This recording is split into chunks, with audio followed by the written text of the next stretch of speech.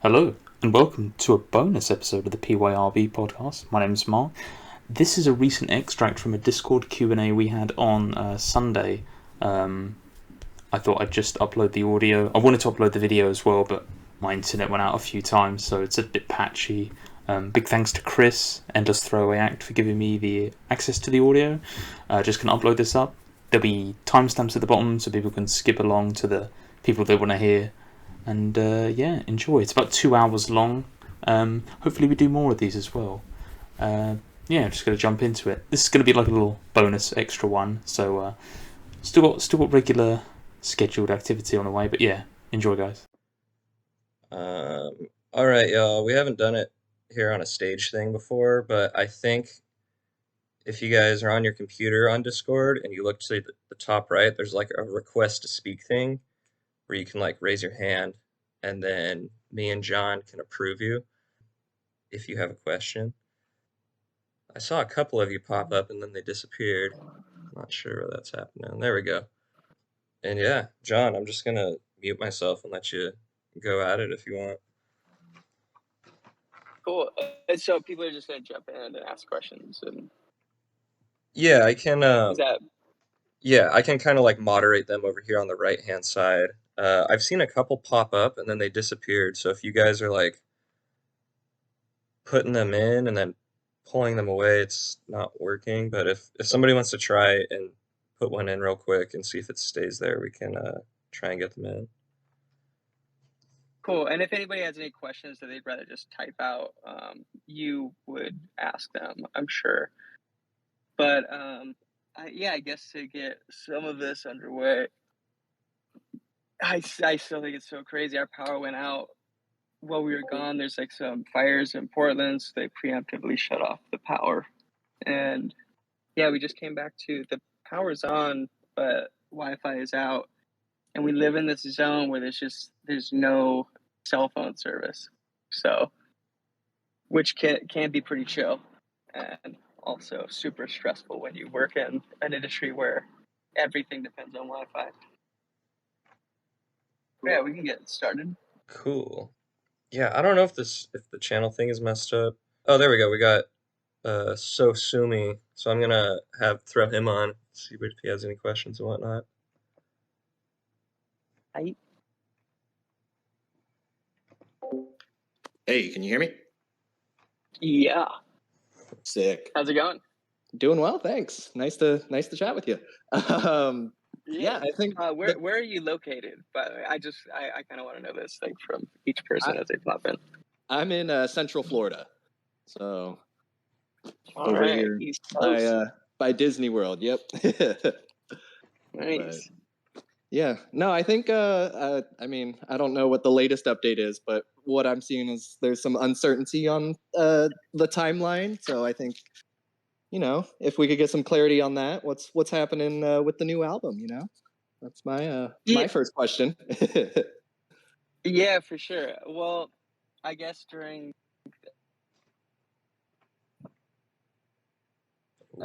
quickly lately, it just feels like everything's different from month to month, and I ended up having like this kind of like crazy issue with my jaw, and it was just in the middle of this record. So I mean, we had again, not to bring up gloom and doom because I know it's a sore subject for everybody, but we had all these songs recorded, and my jaw just like started locking up one day, and they were saying like, oh, it's TMJ, whatever.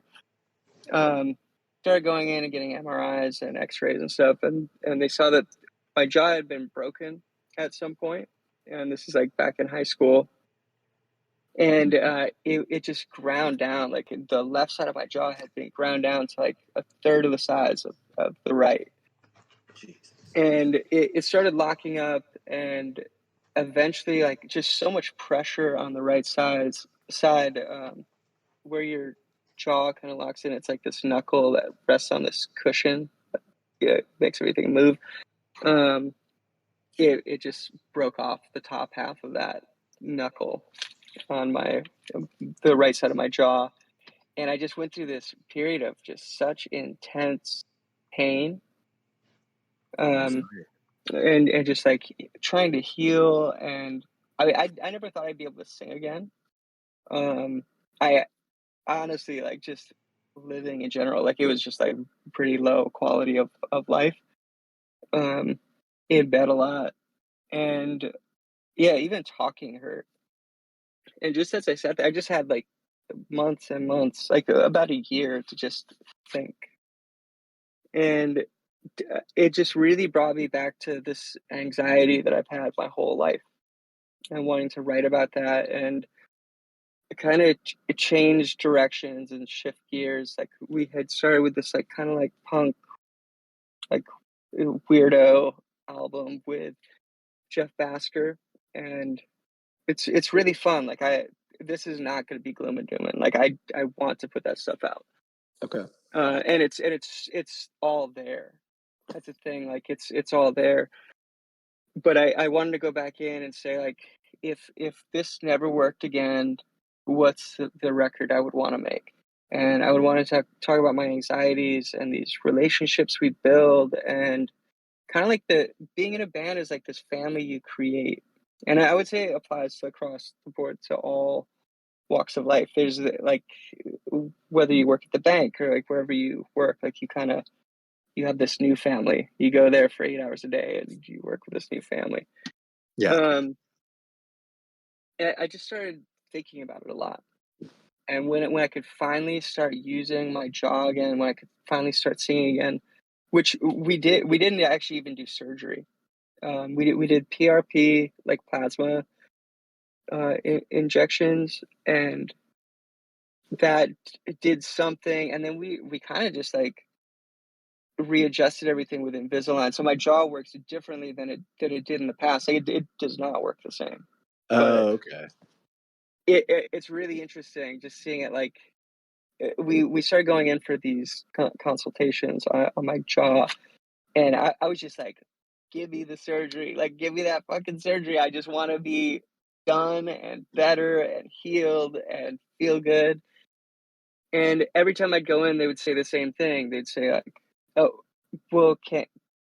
Each time would just get better and better. So, well, you can talk now, so that's good, right? Like, you don't really need the surgery.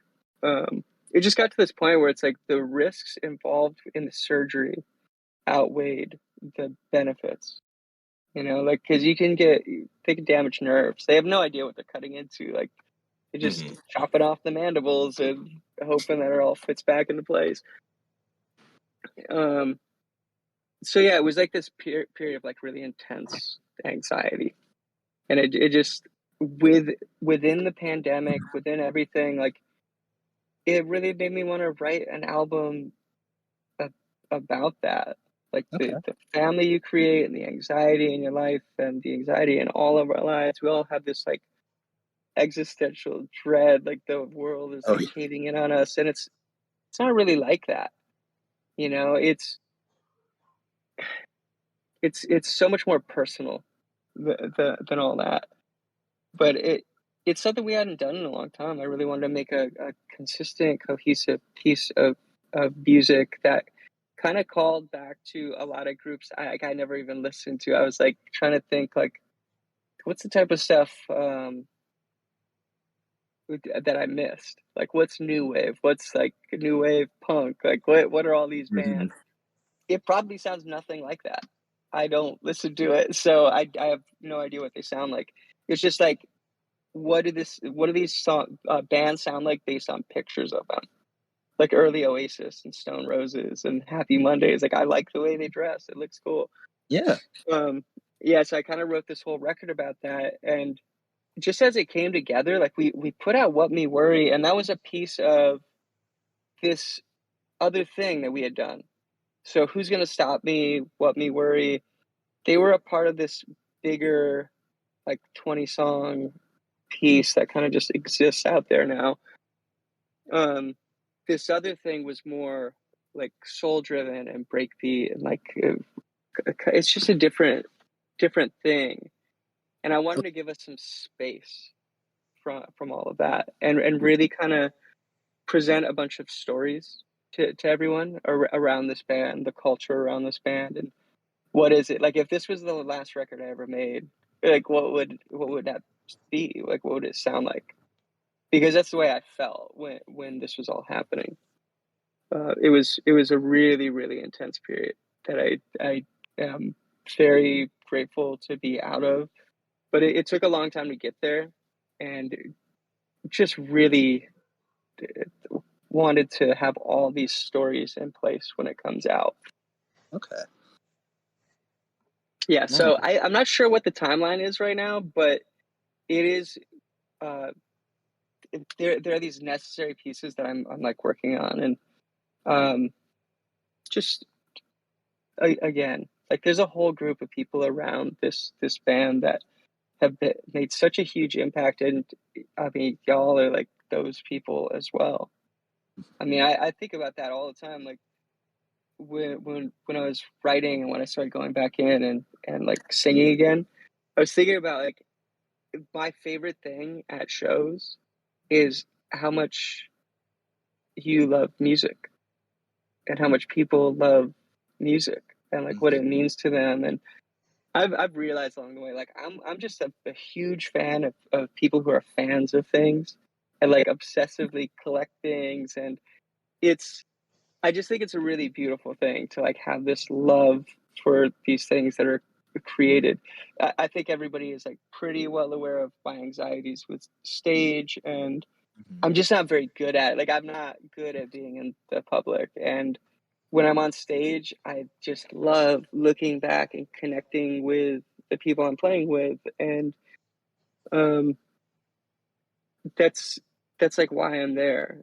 It's because I really like playing music with these people. Um, it's awesome that there are people there with us, enjoying it. And I just like, I feed off of that so much. I'm like, man, this is so cool. You guys love music. So yeah, I really just want to present like the full piece when it happens. But it's coming soon. Like, it's all done. Okay. Yeah, the whole record's done. It's like we have the pieces of the artwork. There was a lot of like, the artwork has a lot of collage work that's like people that are connected to this band over the years, and it took forever to like clear everything and just like get all these pictures together. Mhm. So the artwork's really fun. It's all like hand done. That's right. Drawing and painting again, which I didn't have time to do during Feel It Still. Like, that song blew up in such a massive way. Like, I couldn't paint. Like, creatively, I was just like completely sapped. Okay. So now we're getting back to the kind of roots of, I mean, I remember I've got a lot of your art from, I mean, I think it's the Fantastic V or We, I think.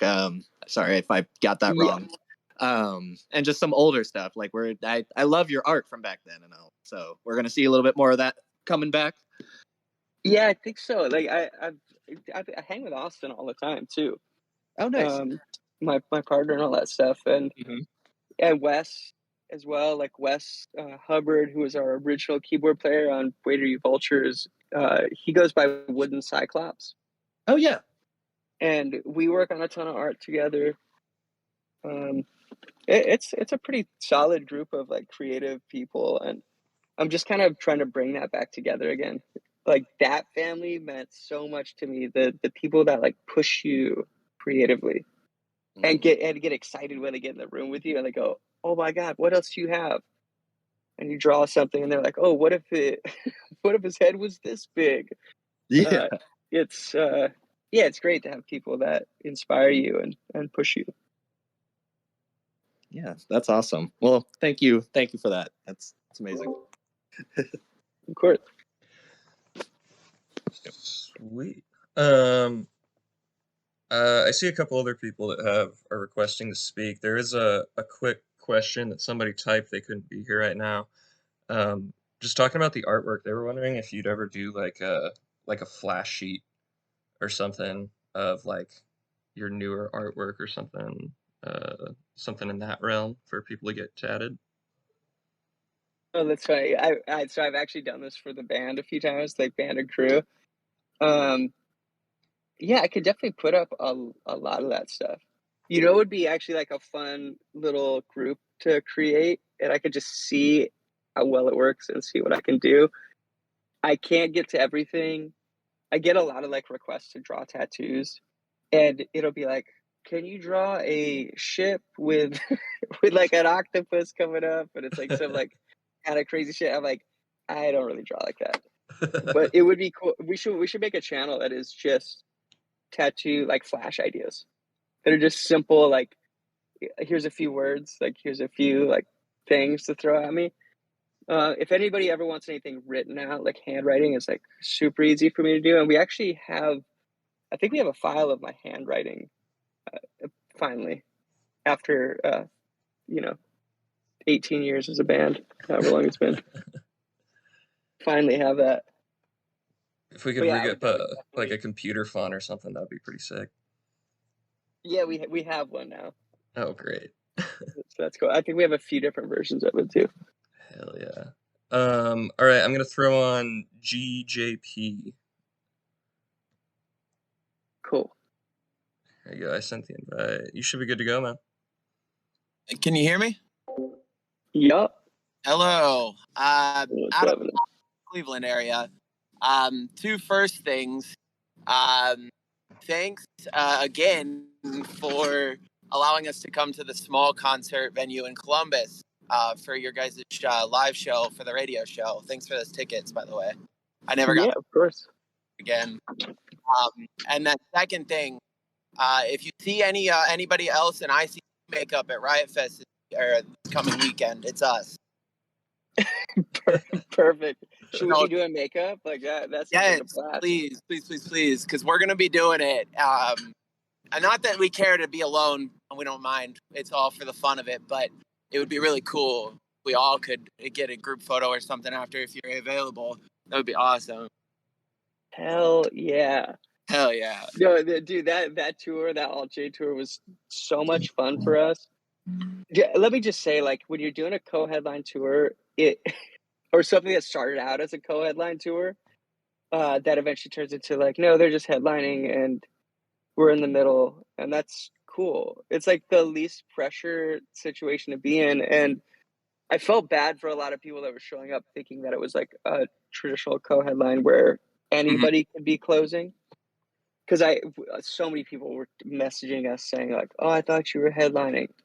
And it's just, it kind of didn't read right. It wasn't really promoted properly, but in all of that being so stressful, we found like just a lot of really fun, like, fuck it. Like I love metal. I always loved watching like, the corpse paint is always fun. The Insane Clown Posse stuff is just funny because Jason is a juggalo. Like he was a juggalo back in the day, and I'm pretty sure once a juggalo, always a juggalo. Correct. It's family. So it'd also be fitting too, because I think Guar's the next day or something, but Guar's there too, and they do a shit ton of face paint and like makeup artistry and like cosmetics and as well as just like absurd shit. It's amazing. Anyways, it is amazing. And that's funny. We've made Sleazy P jokes to Rich, our manager, since the beginning of this band. I'm the fucking manager. Okay. Yeah, we are like Guard nerds. So yeah, that's where all of that stuff comes from. I just love the theatrics of it, and I love my whole thing is I always wore those jackets, and like they're security blankets. They're like they keep me safe, and it all goes back to anxiety. Like the hat's super low, or I had like at the very beginning of the band, I had those big like 60s sunglasses that I would wear, those like light tint, and it was just like putting on a costume. It's so much easier for me to step into a place and put on a costume. I was gonna say it goes back to the beginning days, the first band. What was the first band that you guys started? Oh, Anatomy of a Ghost? Yes. Totally. Yeah. Well, yeah, it was always just trying to be something else. That's not who I am. Like, I'm not the type of person that likes getting up on stage. I mean, even doing something like this is it takes a little effort for me to get up and do it. But again, like I really love being around it. There's something about dressing up and like playing the part of that, and then you don't actually have to live that once you get off stage. It's being somebody who you aren't, but at the same time, like feeling comfortable doing it and putting on an act. I feel it. Yeah. Yeah, I it's feel yeah, playing music is like a really interesting thing. I think there was actually like a period in this band, and it's definitely a part of this record, but there was a period in this band where the people on stage were us, and weirdly like the two started to blend together, and it was like, wait, why is that guy coming off stage with us? If I'm just being like extremely candid with everybody, like it was weird because it's like really like torn, like yo dude, like you're not cool. Like, did you forget that you're not cool? Like you're still like this like nerdy like Alaskan kid. Yeah, I did forget. And I think that's also like part of this, like separating the two people is really important for me for whatever reason. I don't want to be the type of person that is on stage every night. for sure. So my question to you, so conveniently enough, 4 years ago, Mac Miller did pass away. And this is convenient in the fact that it was 4 years ago, and we're having this question and answer. So, coincidence. So, anyways, what I was going to ask you is tweets surfaced about you guys meeting up at a festival. Is that correct? Yeah. I want to know the creative process of the tweets had said that you guys had made music together. I want to know the creative process behind that and where those files lie if you guys did make music, if you can talk about it. Yeah, for sure. Well, half of the music we made so much music together. We hung out quite a bit on that tour. So like we did Big Day Out together in Australia. And dude, like I will just be like straight up with you. When I saw Mac, I was like, oh my God, because he's so outgoing. He's like, he has like, if anybody's ever had like charisma or like anything you'd call that thing, it's Mac. Like Malcolm, dude. Like he like lit up rooms full of like the stars of the tour. Like everybody wanted to hang out with Mac. And yeah, he was just such a special dude. But when I first saw him, I was like, absolutely not. No way. Like I cannot hang out with that person. Like he is like way too much. And the second I talked to him, I was like, you are my favorite person in the world. And that's the way everybody around him, like I'm sure everybody's seen it. Like when anybody posts about him, it's like Malcolm, like my best friend, Mac Miller. And that's what he was to like literally every person he ever met or like touched in any way. He's one of those people, and there are these they're so rare. Like Mac is just like one of the rarest artists I've ever seen, where he's just totally free, and it gives everybody time. And he was so young too. Like it gave everybody time around him. And I mean, there's some like heavy stuff around that, obviously, but we would just kick it. Like he had us come over, and we played a bunch of things. I think JID was talking about it at one point. Recently, there was a verse that he had done. That was a really cool time. And I will also say this is also the period where like the guys on stage were off stage as well, which is like not the most conducive to work. And I would say like in hindsight, like looking back at everything, there's probably like a big reason Gloom and Doom and all that stuff kind of fell apart, because it was just this.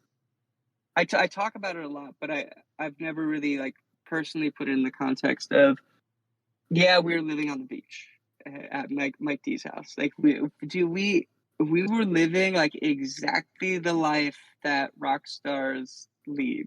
Like we lived on the beach in Malibu. working at Shangri-La at Rick Rubin's studio, the band's studio. Like I'm singing in Bob Dylan's bus and all this stuff. And like, you never want to stop. Mm-hmm. And that's like a scary thing. I'm not sure what would ever happen with that music personally. And I know Mac was cool with it. Malcolm was cool with us doing whatever we wanted with it. He seemed stoked on everything that we did. I'm just like a really, really strong believer in the like, if we didn't put it out when he was around, like we shouldn't put it out now. Yeah. And that's just something that I believe, and I know that's like heartbreaking to like hear that there's like music out there that won't come out. Somebody will probably do that at some point because everybody loves him, Right. you know, and that dude is forever loved. For sure. It's really, really special. It's like somebody's gonna go in there at some point and be like, I'm gonna make him another record and another record, because he is all creativity. Like when he would come into the studio, I might struggle with lyrics and subject. Like I like to be very like either like extremely vague about a subject or like very like, this is what I'm singing about. So lyrics take me a minute. Malcolm would just come in and do it, and he'd do it all day long. I mean, the funniest person in the world too. Yeah, the first time I ever met him on a meet and greet was on the internet tour with him and like Chance the Rapper, Vince Staples, Earl Sweatshirt, and my man was all up in polo head to toe, and he had like shoe collection or like whatever, like Adidas slides on, like maybe like $15 slides on, but the rest of his body was in like the nicest of shit. And I was like, bro, where did you get these Adidas slides at? I was like 15 time when that happened. And he was just like, yo, I just stole these. Like, what do you mean? And it was just like, I still think about it to this day. Like, it was the funniest thing in the world. Like, I don't know. He just had something about him. But I've always just been curious on the end of music and if that was true or if it was just, you know, but no, clearly true. And it's crazy that you mentioned about the Rick Rubin stuff. Like, I mean, because Mac's biggest influence was Rick Rubin for a bit time in his life. Yeah, crazy. Dude, a crazy musician. Yes, 100%. I mean, that's the thing that like I'm not sure if it's like you kind of think these things when you look at people. He really just like he would sit down and like jump on a piano and like bust out covers that you'd say like, I mean, there's no way. Like, why would you know that song? You know, you just like sit down on a piano and I'm just gonna play it. He and Kyle had a really funny relationship. Like him and Kyle were just like a train wreck, like together. Like it was like you kind of have to watch what's happening right now. Like it was just off the walls and wild and fun and yeah, just creative and cool. Well, cool. Thank you for the answer and see you at Riot Fest. Of course, can't wait. Can't wait. Thank you. Cool. All right, I have to preface this next person that is requested to speak. Very special guest. The host of the Purple, Yellow, Red, and Blue podcast. I'm going to throw Mark on here in a second. And you should be good to go, my man. Put me right under the bus for this one, Jesus. what are you doing Because I love right now? bud. What time is it? It's 10 past 11. Wow. Yeah, rebel. First of all, thanks, John, for doing this because you know you've got a busy schedule, and yeah, thank you for making the time for this. Good to see. Yeah, it's really good for the community. So yeah, just a quick thanks thank for you the first. podcast. I like it. I'm making clips, and thanks to Chris as well for moderating this as well out of his time as well. Good best, bud. Built me up. So yeah, first of all, John, how you doing? How's the health? I know you mentioned the jaw already with Sosumi. First question brought it out. Yeah, how's the health? How's the family? Are you good form or? Yeah, everything cool. It's there was a period during the All J tour, like the last few shows. I don't know what was happening, but I felt it was weird. Like the last few songs of the set, I just kept picturing my jaw, my jaw shattering. I was like, it's gonna break. Like, Jesus. it has to break. It was a 2-month tour, so that was a lot of use that I put in. Some of the funny things around my jaw and the doctors, like I think trying to figure out what was going on was difficult because everybody kept looking at me going, "Oh my God, you have a problem with your bones." And they're like, there's this like osteopenia or like whatever. They were like throwing out these things like your jaw, like it should not look like this. Like this happens to like 60-year-olds. And I was sitting there like taking it all in. And every time I'd be like, don't you think it's overuse? I mean, we played like 300 shows a year at the beginning of this band. Like I use my jaw more than most people do in a lifetime. Like I use it in a year. Like I use the hell out of it. So I figure like a lot of the issues that they thought were bigger than they are. I feel pretty good. Like I said, it doesn't work the same way, but it's been fun getting to know it again and like getting to use it. And I think the saddest thing that has happened is there was a voice that I did for Francis growing up, and I could kind of come close to it, but it apparently used whatever emotion in my jaw that I lost. Like I just can't do this voice anymore. It's kind of like a southern. It's a Herbert Pickles, and it's kind of like this old southern man like voice for this little bear puppet that I have for her that she loves for me to do. Like she still has me do it. Oh, that's sweet. Yeah. Awesome. But yeah, the rest of the family, all good. The rest of the band, all in good health. Yeah, everybody's pretty good. Awesome. Yeah, it's good. Okay. I had a couple of small questions. I don't know how long Chris will move me along, but first one, what's something you'd want to change in the industry? Oh, the industry. Well, What have you got? I think it would be it's obviously like pay. I just think it's all kind of out of whack the way it all works. Like, and it's predatory because of course it is.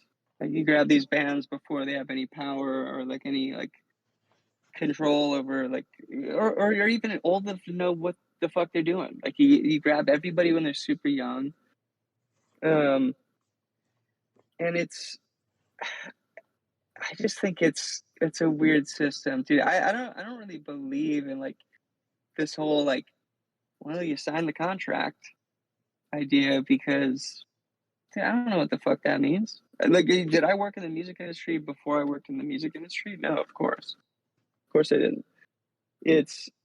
That's the one side of it that I think is kind of fucked up because you have people for everything, and the people we work with are really great, and I think we are so lucky to have Rich by our side this whole way, to kind of help guide it as best we can. But it's still like you walk into rooms and you leave just going, I mean, I think that's the best they could do. Like, I know what it's worth.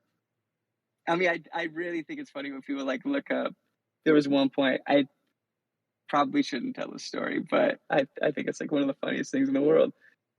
Jason had looked up Zach's net worth. So online. And this is like 2 years in, 3 years in to Feel It Still, like whatever it is. Like I think it was 2 years, so it's 2 years into Feel It Still. And Jason pulls it up, and I couldn't believe it. First of all, that he pulled up his net worth and he showed me like on a phone, because I could show you in my my accounting like exactly what it is. But no, he pulled it up on an app or on online or whatever. And he shows it to me. He's like, what the fuck is this? And he's so mad. And it's like $12 million, something like that. And I was like, I love riling Jason up. It's like my favorite thing in the world to do. So I'm like, oh my God, what do you think he did? Do you think he invested in Portland? Like, what did he do? He must have invested in something. And the whole thing kind of like got really out of control. And like, Jason's like, how does he have so much money? And just in breaking it down, like just to break it down to everybody, like it's so crazy to even think that, to look at that. Like, let's say Feel It Still as like our share is $12 million, like whatever it is, like, and it's not. It's been streamed what, like almost 2 billion times now, at least, and then Is it going up? probably. Still going? I Does haven't that checked song in a still while actually. exist? Does that song still exist, or is it like different That's versions of finished. it in commercials? And TikTok Which, clips, yeah, yeah, that's all I see. It's like yeah. Oh, every man. commercial that pops up, I'm like, wow, there's like an element of that's such a crazy thing. Like growing up in Alaska and just flipping on TV and going, wow, there's just like an element of our song in every single commercial. And I think there's Mm. such a cool thing about like weirdly influencing culture in this way that is like completely unnoticeable. It's like you wouldn't even know it if you didn't know that song. You just kind of think like, oh, these commercials all sound the same. You know, Mm. Well, it's really interesting. But I guess going back to the money thing, like split that 6 ways. Take 30% for mm, taxes. Take 15% off the top for management. Take a 360 deal because we signed it at the time of a 360 deal. So like maybe take 3 million off the top of that. mm. And then you take like business managers and accounting and like everything that goes into it. Like Jason, like nobody even has $1 million. Like we don't even have Really? Oh, that. Like jeez. the song could be worth so much, and it like that number is meaningless. See, the number wasn't real anyway. Mm. But No, I but don't if think they you ever kind are. of start, No. yeah, if you start breaking that down, like okay, it's $12 million. Take 30% off the top, and then you have $8 million or whatever it is, and then Mm. it just keeps going down from there. Then 15%, 5%, 10%, 5%, whatever the label's cut is. If Mm. it's 30%, it's all kind of gone pretty quick. And even a song that big, but I will say, like, don't feel bad for us. Like everybody got houses out of this song, and I wake up every single day, and just for the sake of saying it, like I walk outside every single day, and I go, I can't believe I live in a house.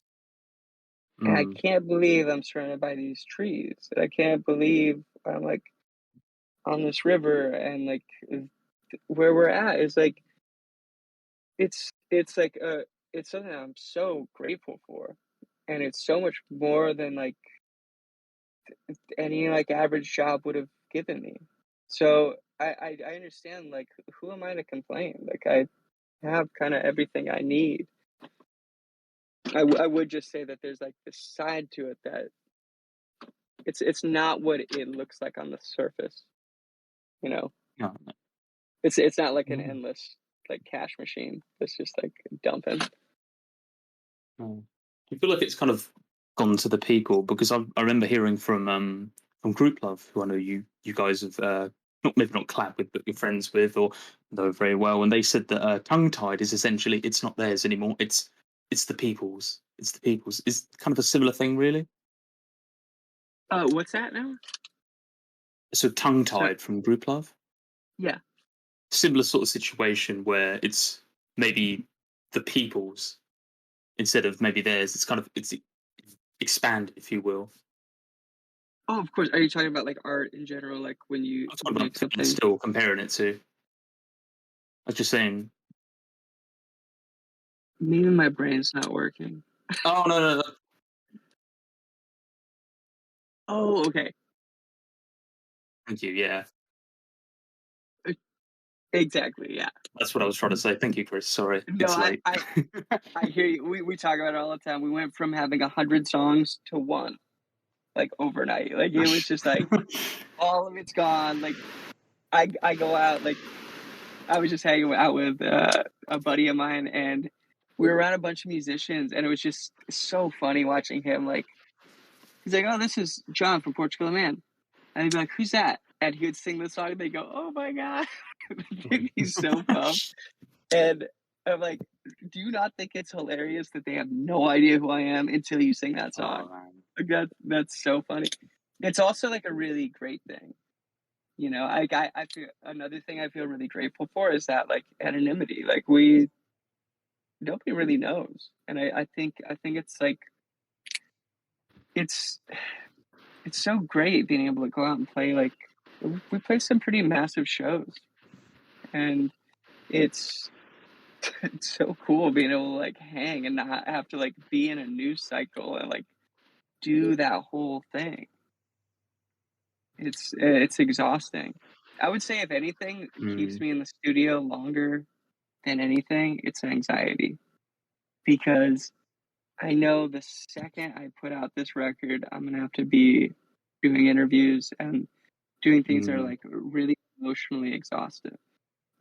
Like it's you don't really know it until you're kind of like thrown into it. I remember watching like celebrities growing up complain about like if my schedule, you'd be like, dude, you have all the fucking money, like just be cool.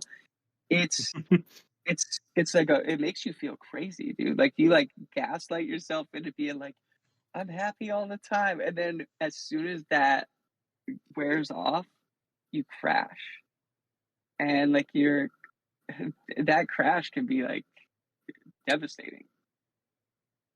You know, just like emotionally, like you dump it all because I'm excited to answer this question. I'm excited to answer this question. I'm excited to answer this question. Oh, can you believe it? And this happened and this happened. And you're You've got telling to answer somebody this. for the Yeah, 100th time, you're like, yeah, you the leaving same like, answers. Yep. well, how did I Okay. just manufacture that feeling? You know, Mm. and it exhausts itself in your like personal life. And I mean, you kind of see why like a lot of people are so depressed around it. But then it also makes you like super stoked when you see people like Diplo who's just like having fun all the time. You're just like, how did you figure this out? Like you just figured out. Yeah. Cool. It's good to get your insight on that and a little bit of behind the scenes stuff because you know we don't know. I'm just a normal chap. So yeah, thanks for that. And yeah, I noticed the title of this is it's about the upcoming album. Really asked many questions about that, have we? So it's locked in then. You've got like it's all good to go then, I presume, or what's going Everything's on? like pretty much done. I mean, the main Oh, thing is nice. just the artwork and like the storytelling side of it. Okay. So with all of this, like as it came together and as I was writing, just the importance and the, I mean, it's really precious. Like I want to like honor our friends properly, and just as we started getting into it, as we started kind of starting to roll things out, I had to like pump the brakes on it and be like, well, I haven't even talked to like all the people that are in this. Like, there's so many people in this record. Like, there's like these collages, and McClay has been working on it with us, and it's it's just like it's kind of like a massive piece of this puzzle, and I feel like we have to like honor everything in the way it should be. It should be presented in a respectful way and still be like vulnerable and I mean true to what it's about. Like yeah, I mean it is an album about anxiety, but it's a very like uplifting and there's some pretty like honest stuff in it. I've never really written anything like this. I don't know what it is. I think you'll find a lot of artists say that. Like you don't know what it is at a certain point, and we did it, and while we were working, I was going through all this pain. So I was in with Asa and Jeff Basker, and I would just like kind of say the way I was feeling. Like a lot of the time, I would just be like, okay, like I'm not writing lyrics. I'm just gonna say like what I'm feeling right now. And I've never done that in the studio. I've just never like been able to be vulnerable like that. And I think being in that pain, it was just kind of no choice. Like it was like I don't really know how to write a lyric right now that's meant to be like cool or like represent like a bigger thing. Like some of it's just pretty direct. But it's different than anything we've done, for sure. Okay, awesome. Yeah, and I also think it's like that's like a big reason we stepped away from like some of the direction, like some of the other stuff was going, because we kind of like sent it off, and we're like, well, here we finished this thing. We wrote this song with Al that's, in my opinion, is just so fucking cool. Like I love Who's Gonna Stop Me so much, but it sounds totally different than the record. What Me Worry sounds totally different than the record, and it's why we chose to put those things out early and just kind of see what it was and how it all felt. Okay, so they're not actually tied to the upcoming release then. They're, individual tracks, we'll call them. They're a part of it. They're just not part of it. So there's like a concept album, and then there's these pieces around it that they just kind of all exist. There's a fuck ton of music, but the interesting thing is tracks? like let me look at it real quick.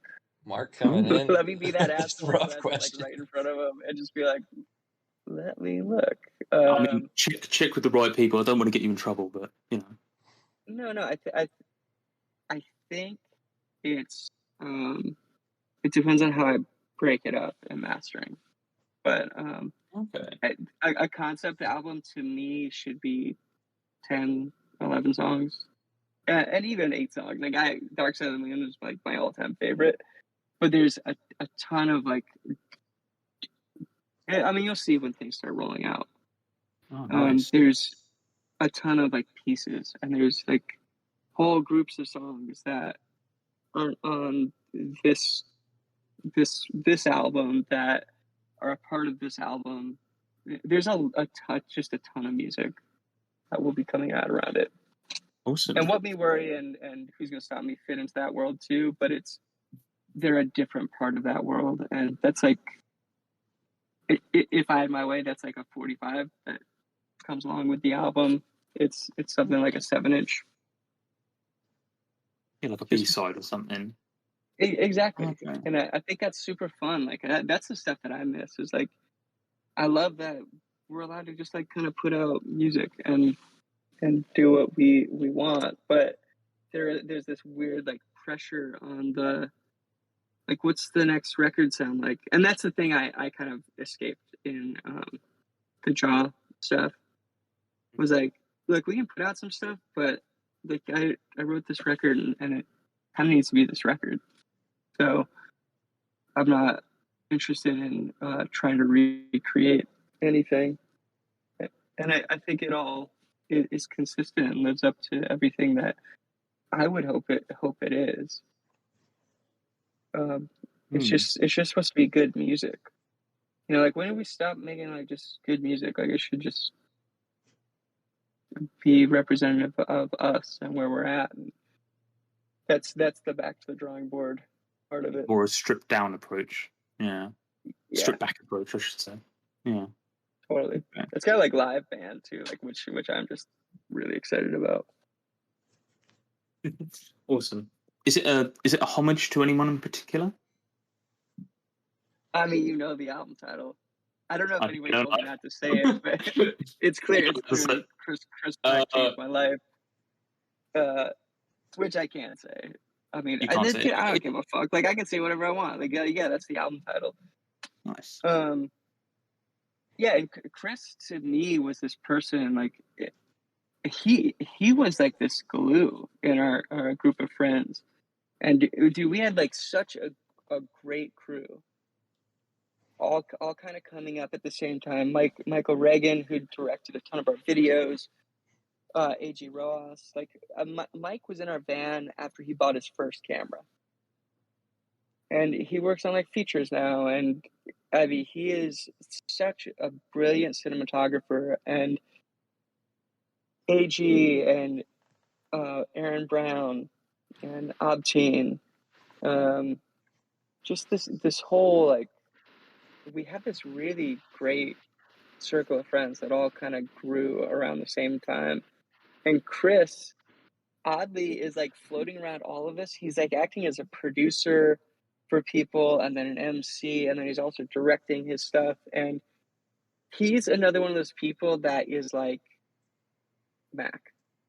Like Mac Miller had that thing where everybody he ran into was his best friend. Chris had that. Chris is another one of those special people. I mean, I could probably give you the list of those people. Like I've met a handful of them in my life. Roy Choi is another one, but Chris is this guy that was like, we didn't realize it until after he passed, but he was like the glue in this circle of friends, and he wasn't even the first one that I met.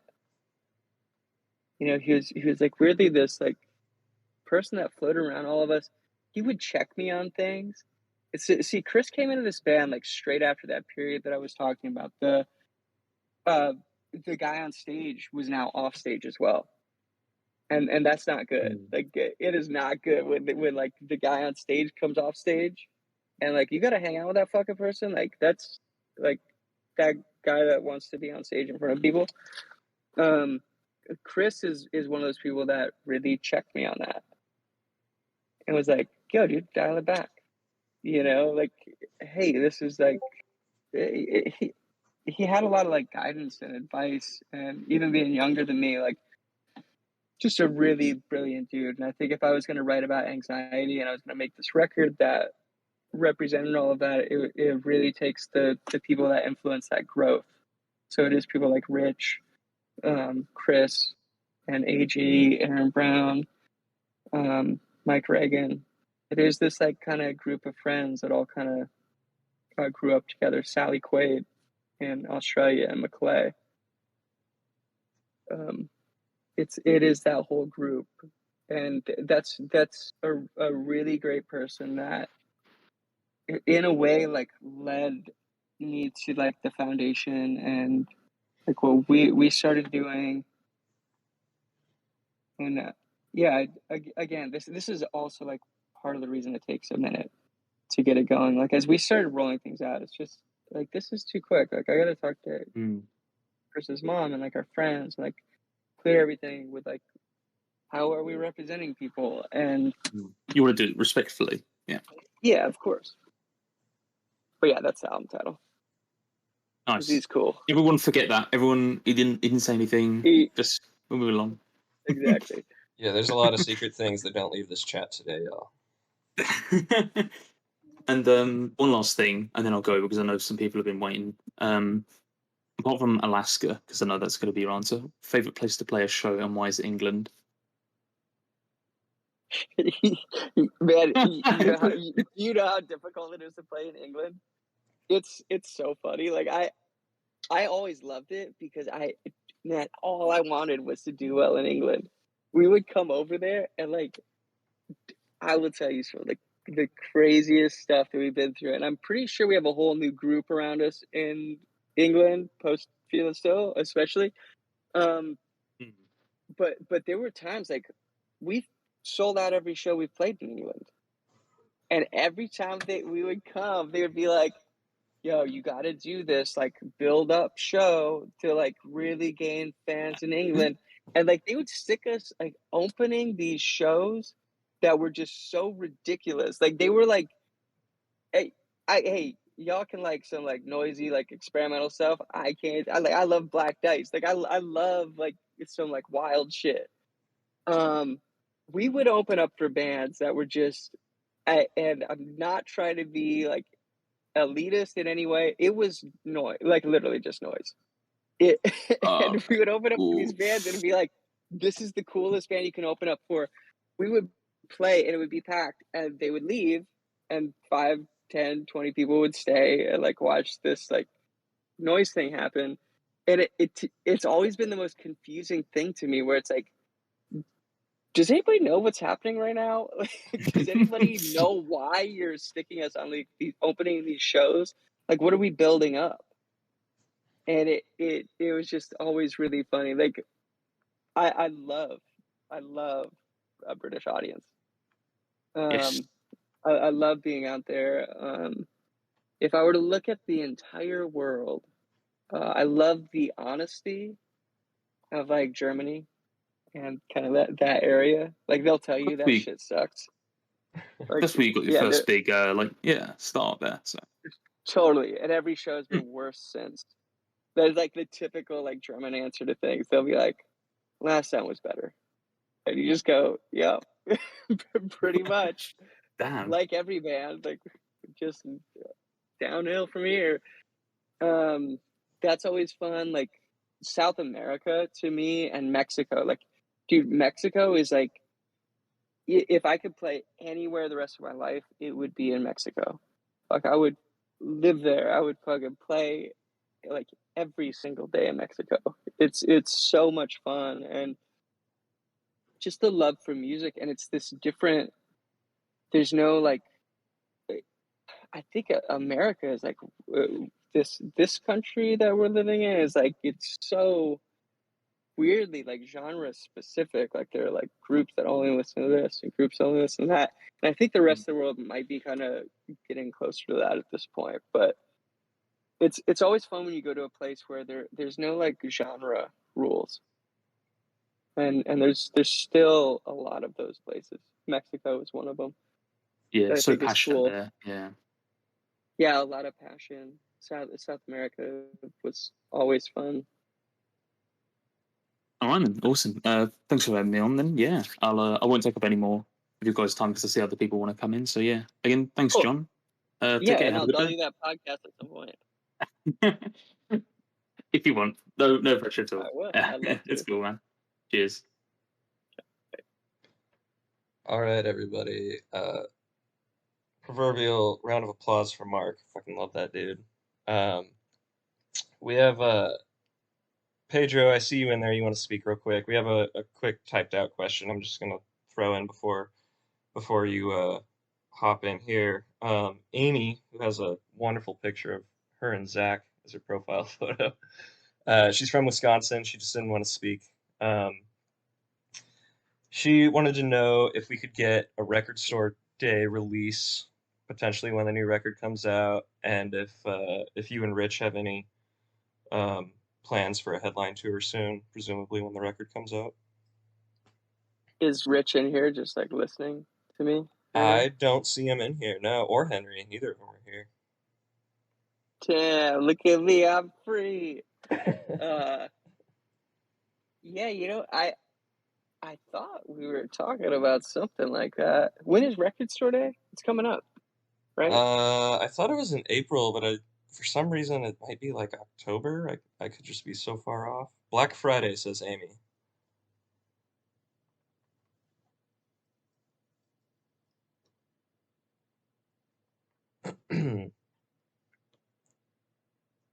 John, we may have lost you on audio. Yeah, I'm back. Okay, no worries. Juggy, dude. You know who's calling me? You know our Sikh friend who's in Feel It Still, the guy Alex Jones so riled up. Yeah. He never calls me, and he calls me in the middle of this. That's still like one of my favorite rants ever. Is like Alex Jones. They thought they were getting a Muslim, and they got a Sikh. But what they didn't know is Sikhs love me. Like, man, we were dying. Like it was like not even Juggy wasn't even supposed to be the one holding the newspaper for the InfoWars. He was just the closest one. Like, it just God, his reaction to that was so funny. Oh man. What a piece of shit. Yeah. Cool. It, So Record Store Day is yeah, coming up, somebody right? says there's one on Black Friday and then another one in April. I guess they do it twice a year. Does anybody know who the creator of Record Store Day is? Is it Terry Courier? No, I thought it was somebody. It's somebody from like a really popular band, isn't it? What? I thought it was. I You're not thought gonna say Jack White, right? no. Michael Kurtz is Leave the him. co-founder of Leave Record him out of this. Yeah, Who's that? What Michael band? Kurtz. I'm not sure. Never heard of him. No, I'm just kidding. Yeah, what a cool day. Yeah, We should be, but that'd be sick. wait, maybe we will. I don't know. Like we live in this like weird like digital age, and we're talking about some really fun things that will definitely get people riled up and angry and excited and everything all at once, Yeah. which is kind of the best thing in the world to me. So yeah, we'll probably do something for that. I don't know how you press anything quick enough though, unless they've sent it in already. Yeah. Well, vinyl I'll tell you especially. what, we have a fuck ton of music, and like a daunting amount of music. Like the amount of like finished material is, it's not like Gloomin' and Doomin'. Gloomin' and Doomin' was like, if you want to know anything about what happened with that record, all of it was like half finished. There is some finished. There is some that exists. The thing is, as I said about Mac, like he's on some of it, and I won't put out stuff that he's on because I don't think that's fair. Like he can't approve it. We can't do anything about that. So that's like another piece that just kind of like threw that further on the back burner. We should put something out on Black Friday. We should. Uh, I'm just gonna tap in for everybody in here. Side note, which you know, because I sent you a photo of what I have finished up the other day. For those that want anything, um, that Red Rock show that happened last year is going to be coming out, like the video in a physical medium before the end of the year. So if anybody wants some of that, it is the full show. It's pro shot. It's not just like me on my phone, like fucking around or anything. Um, Can it just be phone audio? That's what I want a fucking record of. Like, let's do like modern day bootlegs where it's just straight phone, like voice memo. okay. Just leave it running. I want to hear that. It's That's like a fucking record. Press it.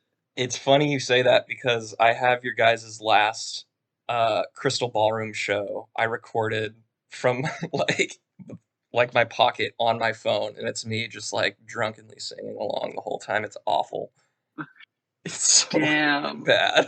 You know, you'd get a mechanical on that, right? You would get a royalty for performing on it. So yeah, you should talk to Rich about that. Yeah, dude, Steve Lacy style, like he just drums on the fucking iPhone. How's it sound so good? Just an iPhone. So rad. Okay, sorry, I'm deviating a little bit here. Pedro, I'm gonna get you in here in just a second. Sending you the invite right now. Hey guys, do you hear me well? Yep, I got you. Hey, yeah. Well, nice to be speaking with you, John and Chris. Thanks for your time again. So my question is towards the touring that comes after the album. I mean, like, I'm from Brazil, so the chance that I got to see you guys live was both at Lollapaloozas, and we've got that on late March, early April next year. So should I be saving my money and keeping my weekends free around that time of the year next year? Damn, dude, I would. That's amazing. I love Brazil so much. Like, man, Sao Paulo. We went and hung out with these dudes, Os Gemos, artists. Yeah. And it was so fun, man. Like, we have some really good friends out there, and I I have a absolutely love it. yeah, I have a complaint, by the way, because last time you guys came, I kept DMing you to go out for a beer, but we couldn't manage it. But maybe next time we can meet and go for a beer. We should. You know what?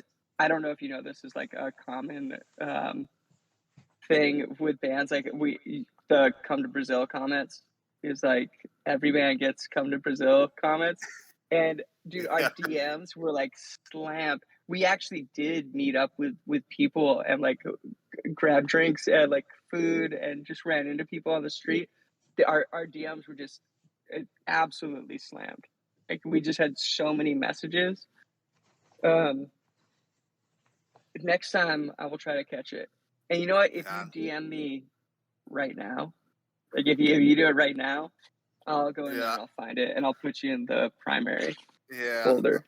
Well, I don't have like a personal Instagram anymore because I deleted it on the pandemic, but I use it like my company's one to DM you.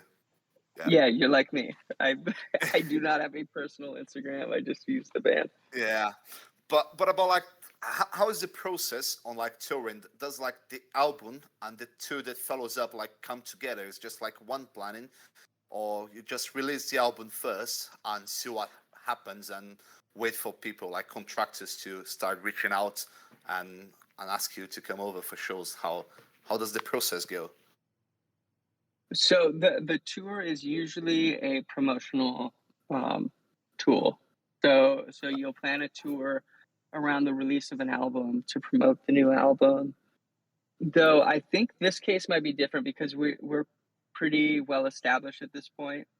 We've kind of traveled everywhere. The thing I would like to do for this album, though, is I would love to do a proper world tour. I loved seeing those shirts growing up, and it's just such a rare thing anymore. Like, I want a proper world tour. I want to go South America. I want to go to Africa and Middle East. Like, I want to go everywhere, and I just want to have that T-shirt and lose money on the entire thing. I'll lose money just for the tour. Yo, I just gotta say, we need that new T-shirt because the only world tour T-shirt I have from you guys was from 2007, and it's like rags at this point. So anyway. Really? Yeah, from the. I got you. I didn't know shirt too because I bought one on the Lollapalooza stand, but I gained quite a few pounds in the pandemic, so I can't fit the T-shirt anymore. Shame on me. Didn't we all? Didn't we all? It is what it is, isn't it? Yeah. It's so funny, man. Like, you have all the time in the world to, like, I thought about this too. Like, I have so much time. Like, I should be working out, like running and stuff. And no, like, I guess my jaw was pretty messed up, but I just ate a bunch of food and hung out or just looked at the river. Yeah, definitely. Not too much. Yeah. And I think you guys should try to make a solo gig here in Brazil because I'd love to go because both times I think it's been Lollapalooza, maybe 2014 and 2019 if I'm not mistaken. But I love like a solo show concert of you guys here. I would love that too. It's always hard around Lollapalooza because everything moves so quick. So you're just kind of like beholden to whatever flight you're taking that day and however many days you have around it. I would love to do a show there. That's kind of my favorite thing is when we go to new places, I like to play a club show. And if we're big enough to play like a bigger show, that's great. But I think the club shows are it's really important to me as a music fan and as a concert fan. Like, I like to see bands in a tight, sweaty room and everything smells terrible and there's beer or whatever all over everything. And that's what I like to see. Yeah, and that's rock and roll after all, isn't it? Like that's what we're trained for. The whole point.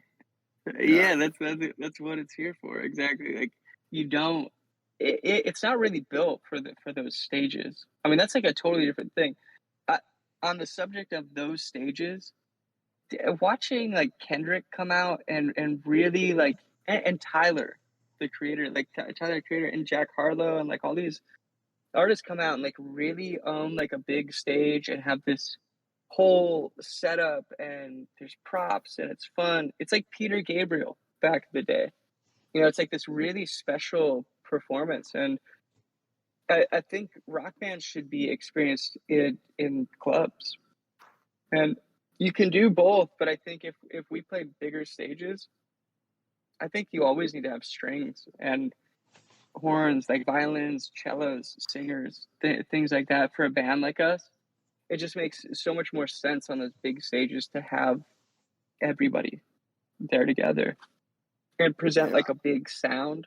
If you're not presenting like the sickest outfit and the like all the charisma in the world, I think it should sound really good. Yeah, but I mean, for me, it was like pretty vibes. The last show you guys did here in Brazil, like, it was such a massive crowd. I still got like the footage. It's like the TV footage. It's so amazing. Like, and you can see like the people up the hills, and yeah, it was a really great experience. By the way, I'd like to seize the opportunity to thank you guys for coming here and for the music, because sometimes things are a little bit tricky, a little bit tough in life, and the time of the concert was precisely that time that things were not going so well for me, and being able to go there and listen to you guys was really an amazing experience and very relieving. Like, was that like tiny little moments in life that make everything worth it. That's awesome, man. Yeah, that's what music should do.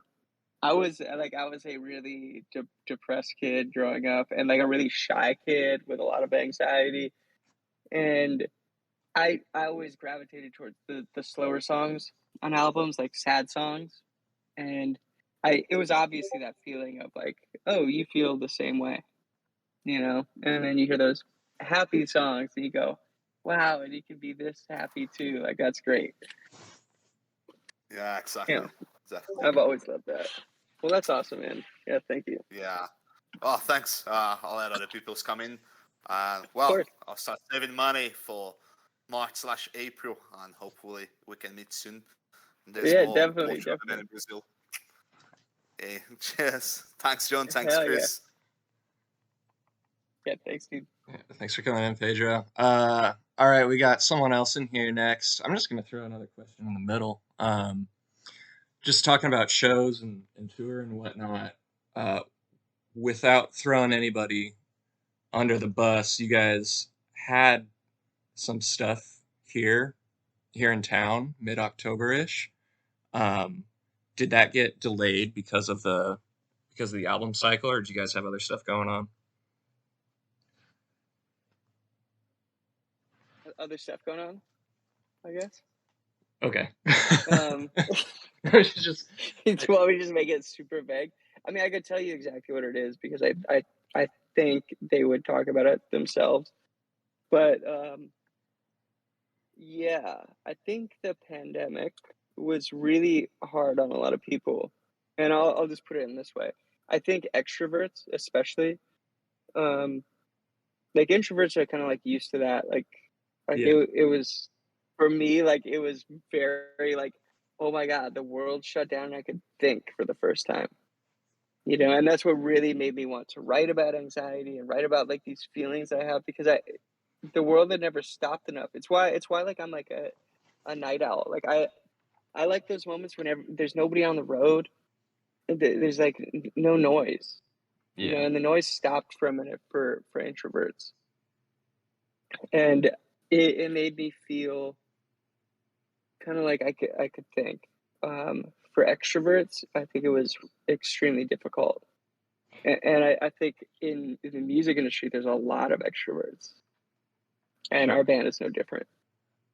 And I think just jumping back into touring and doing all this stuff, it was really like, it was like this kind of like deer in the headlights moment for everybody. Like, this it's like why the face paint and why like Always Sunny and like this dressing up at shows, like all that stuff came around. It was like, oh, we have to do something to combat this like weird feeling that we don't know why we're here.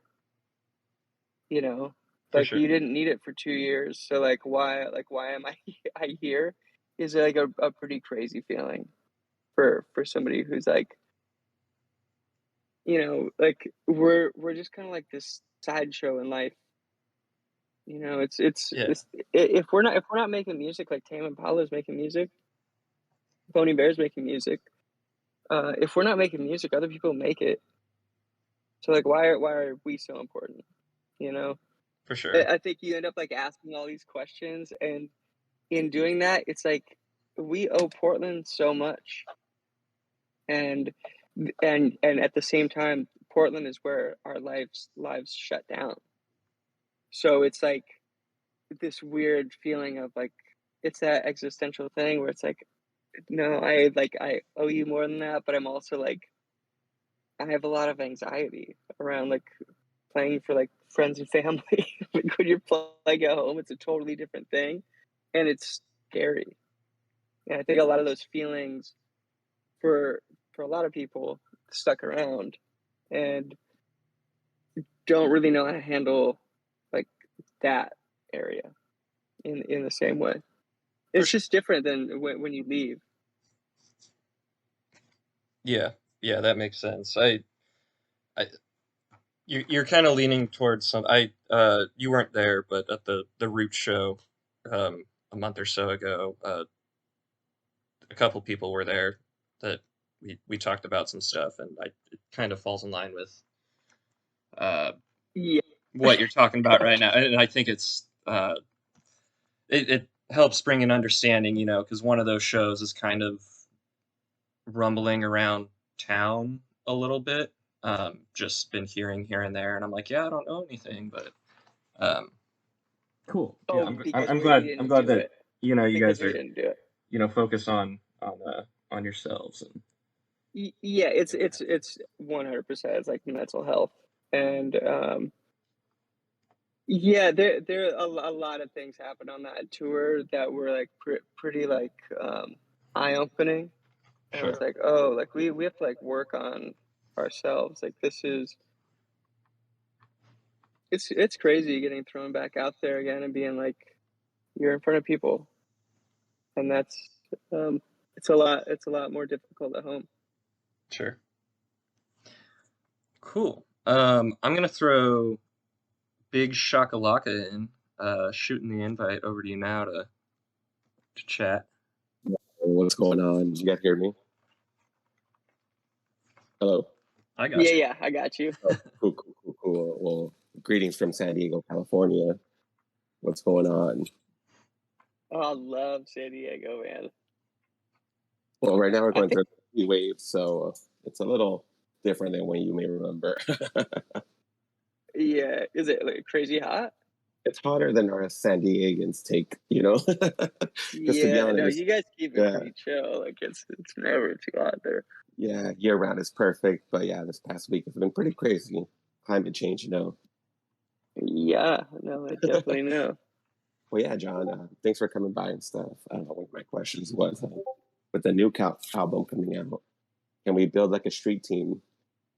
I mean, like punk rock style. Let's throw up some stickers, some promotional material on random ass walls. I feel like we have a pretty good dedicated team in the Discord that'd be willing. Absolutely, man. Like yeah, so here's the thing. Like I want a proper world tour. Um artwork all handmade. I think again the approach to the music too is like analog was like the approach. It was like I want to make this like I want to hear a drummer on this stuff. Right. And again like we tried it a little bit on Woodstock, but it wasn't. Woodstock kind of gets a bad rap. I'm sorry, I'm just gonna like Dude, I know. jump into I this real love quick. Woodstock, man. So Keep so talking about it. I love Woodstock it. kind of gets a bad rap to me because there are, and I could tell you I know the songs. I'm not gonna name them, but there's I think 3 songs on that album that just were never meant to be put out in that way. Interesting. And it was just, they were just really quick at the end. And the way they came together was just, it's just not the way it was supposed to end up. Like, it was supposed to be like, I mean, you guys know we were in the studio for so long and we had nothing. Like, we didn't have Feel It Still before Woodstock. So like the pressure is like, yo, dude, like you already spent all the money. Like, you already spent the budget and it sounds fine. It was kind of like the approach of everybody. There's a few songs on there that were meant to be like, instead of like just production techniques, like you can do production. So like, I believe in Beastie Boys. Like, that was a big reason working with Mike D. Like, I want to learn how to like use drum machines the way you use drum machines, not this like just programming and like all that. Right. So yeah, there's a few songs on the record that were actually meant to be like strings and horns and choir, and they ended up just having the demo production on them. And those are the songs that drag that record down, because I think Keep On and Number One and Noise Pollution and So Young I think is like, going back to records, it's really interesting when you listen to something and go, I don't even know how I thought of that stuff. Like, that's like, it's so weird. Like, I remember that day with Danger Mouse, like just being in the studio and like, he was like, just play guitar. And I started playing, and Zach jumped on bass, and Kyle got on the Wurlitzer, and we just played So Young. Like, and it was kind of just like start to finish. And I was like, oh, I got this like vocal rhythm thing. And it came out so cool and so fun. And I always kind of like look at that. Like, when people go after that record, I'm like, I know exactly what you're talking about. And that's like the sad thing for me, is like, dude, I get it. You know, it's Right. not what I expected it to be. Like, you can use drum machines, but there's some elements in there that are purely production, and they're purely like technique. And I would say they're like half there, because they are. Yeah. It's still cool. Like, I still like, when I listen to it, I'm like, man, that would have been sick if we just did got the strings and horns on it. But yeah, essentially, like, everything around this record is like, do all the stuff with a band. Like, even if you're gonna loop something, like, loop it properly, and like have like a riff or something that's kind of fun. So yeah, everything's kind of analog. I don't know where I was going with that. Woodstock always gets me off the path a little bit, but Feel It Still is not the problem with that record to me. When I look at it, I'm like, man, that I feel so lucky to have that song, and how much it means to me. I used to sing Mr. Postman with my parents in the dog truck, like, because they were dog sled mushers. Like, we would Yeah. go on these long drives to get groceries, and we would sing along with Mr. Postman, and it means so much to me, and I'm so lucky to get to play that song every night. And the can I just say, one of the craziest things about that song is nothing is gridded, like properly gridded on that song. It was funny at one point. My buddy was trying to like replay the bass line to get a different tone, and it's like feeling. Yeah. I think that I do like I was really, really proud of that song. So it's like really like it always kind of like, I think about that record, and it's not actually that song. It's some other stuff. I think it's a great record, anyways, in my book. Yeah, it's a good record, of course. It's an evolution of sound between Waiters to where we are now. You know, incorporating a little bit of new elements, learning new elements. Maybe the next record will master it a little bit better. But yeah, as long as you guys keep on putting out music, we're always going to be they're just different records, man. Like, that's always been my thing. Like, I just want to make different records each time, and I'm pretty excited about this stuff. There's like a lot of like 60s, and like I said, I was kind of like making a record based on what these pictures look like. Like, I had my like cork board with pictures of bands that I really liked. Like I just liked the style. Like Was it like the corkboard with Charlie and the walls with Pepe Silva? Is that how you felt? yeah, totally. Yeah, I was just like putting things up and just feeling like, yeah, that's Just exactly what it was connecting like shit, too. like in your mind, Yeah, it and made sense. I'm like, yo, the soccer hooligan with the flare up in the air, like that's the fucking look. That's what it sounds like. And everybody's looking at me like I'm fucking crazy. Like, what the fuck? That's literally what it was too. It was things like that. It was like images of like we had all this crazy stuff going on in the world. So it was like, oh, there's this really great image of like throwing back the tear gas and like that's there. And then that's also like related to the soccer hooligan that's like they're for a totally different cause. They're just Yeah. like supporting their teams. And yet these pictures are the same. Like you're just supporting teams. Like why are we supporting teams? Like what are we doing? Right, yeah. What are we doing wrong? But yeah, that's like how the record came together. Was like it was very visual, but like listening back to it now, I'm like, oh, it's interesting. Like it like starts off with this kind of like Bill Withers type piano, and it was just unintentional. It was just like, cool. This lyric kind of needs just a piano, and we kind of played it as like a whole band first, and then we were like, no, it should just be piano. So we strip it back and replay it again. Kind of just came out of this like Bill Withers intro into this like 60s groove into this like cartoon dystopian like future thing that's happening, and then the album kind of falls apart, and it was the Bumps way it the back up. pandemic happened for me. Like I'm just gonna describe the record to you. Yeah, it was the way the pandemic happened for me. Like it like builds up and it all burns down, and then it gets really cold and isolated and anxiety driven, and ends in like gospel. Like it's interesting to me, like looking back at myself, like 6 months ago or whatever, like when I like kind of finished pulling things together. um it's interesting looking back at it and seeing like, because where it all comes from. Yeah. All musicians are like, you're supposed to like, to for music to progress, like you gotta like borrow a little bit, and Of course. that's what music is. I mean, it is extremely frustrating when you watch these like lawsuits and like this just the craziness in like the music world. Is like, no, we're supposed to do that. Like that's like dude, I don't care. Like take my shit. Write a song Right. called "I Ain't Worried." Put it on the Top Gun soundtrack. Whatever. Well, See if I I mean, it kind care. of comes back to like parody music too in itself, like Weird Al. He kind of just didn't give a shit. Well, kind of in a sense. Yeah, He asked exactly. permission to parody stuff, but he shouldn't have to ask for permission.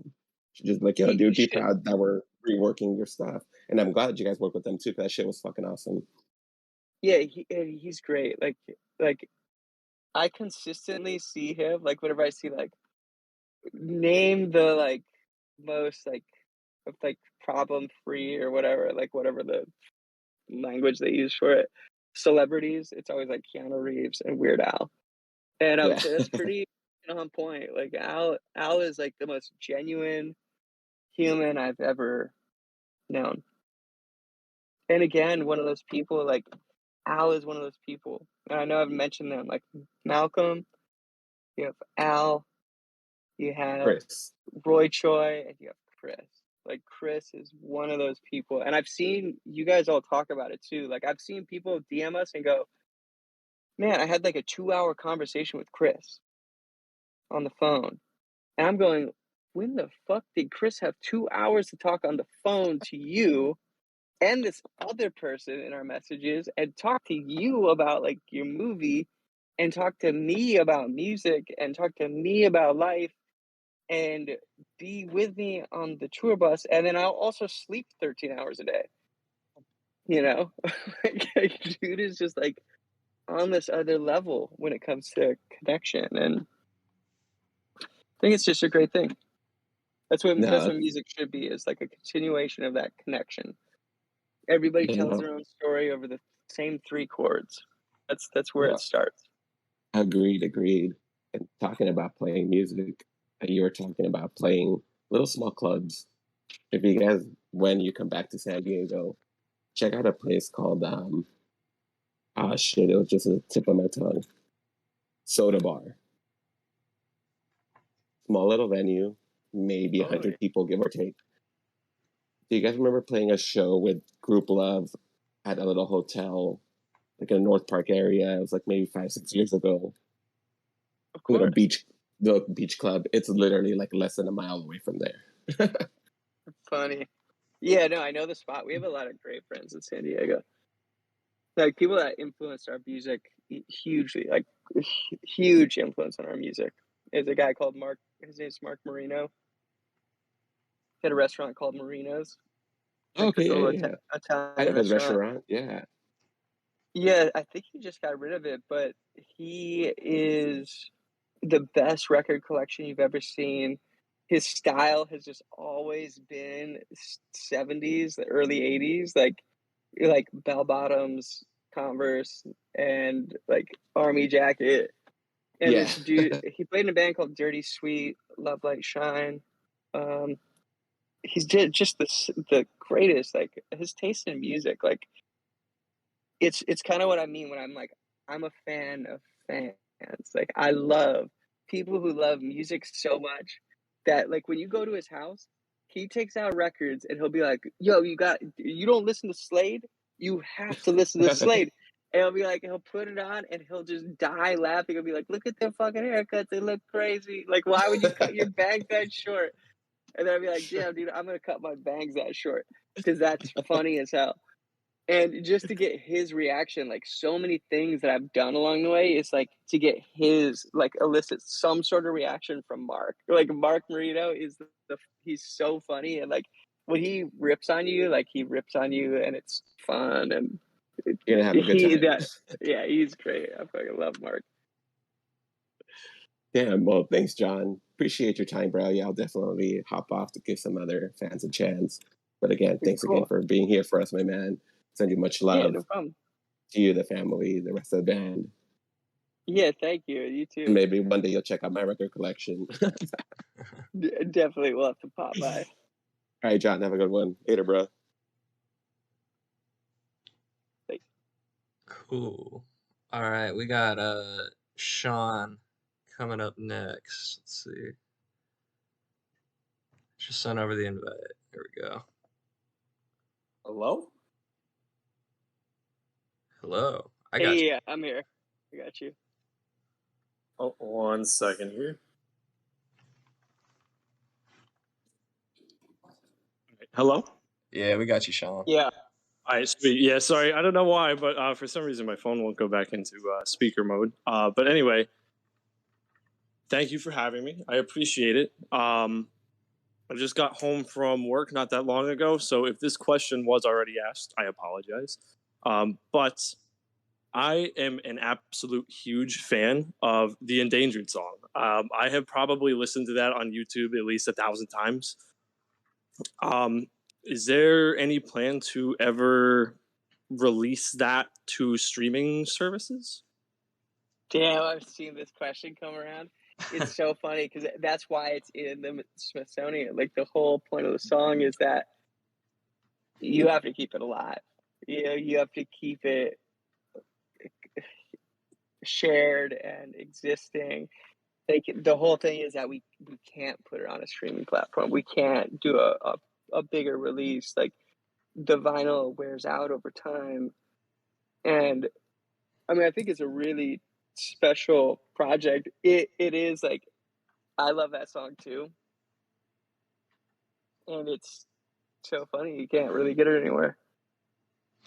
But yeah, yeah, that's ultimately that's what I expected the answer to be, because I did do a lot of research on it, and I found out exactly why it was called the Endangered song. But you know, I am a huge fan of that song because to me it just brings in a lot of elements of In the Mountain, in the Cloud, and Evil Friends sort of combining into one force, and it's just such a good groove. Well, thank you, Ben. I remember. So I did that I recorded that song and the vocal laying outside at Sonic Ranch. I was in the grass, and it was so during In the Mountain of the Cloud. It was like the worst the tensions in the band had ever been. And I think ever. I'm trying. It spilled over and like lasted a little while, but I was just like outside on the grass, and I was just like laying down. I had this Leslie speaker next to my head, and I was just playing guitar and like singing while I was looking up at the at the sky. It's like a really special song for me because it triggers that memory. Like every time I hear it, like I remember laying there in the grass playing that song and just not thinking too much. I just kind of like let it go. But, Wow, that is yeah. that's awesome to hear it from that perspective. Yeah, it was definitely that period of the band. On a side note on that song, have you guys ever thought? I mean, you played it like at the Smithsonian when you guys did the like scavenger hunt for the vinyl. Have you guys ever thought of like reincorporating it in some way? Yeah, we used to play it quite a bit. You know, it's really hard to like.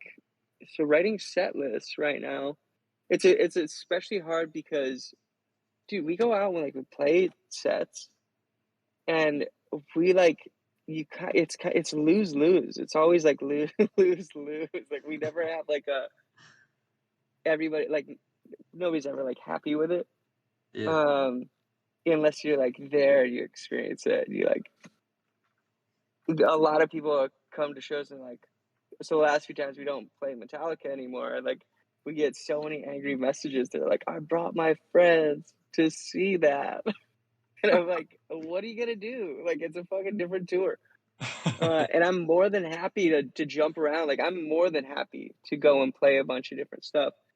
That is probably the best suggestion of things that like we should pull back into the set.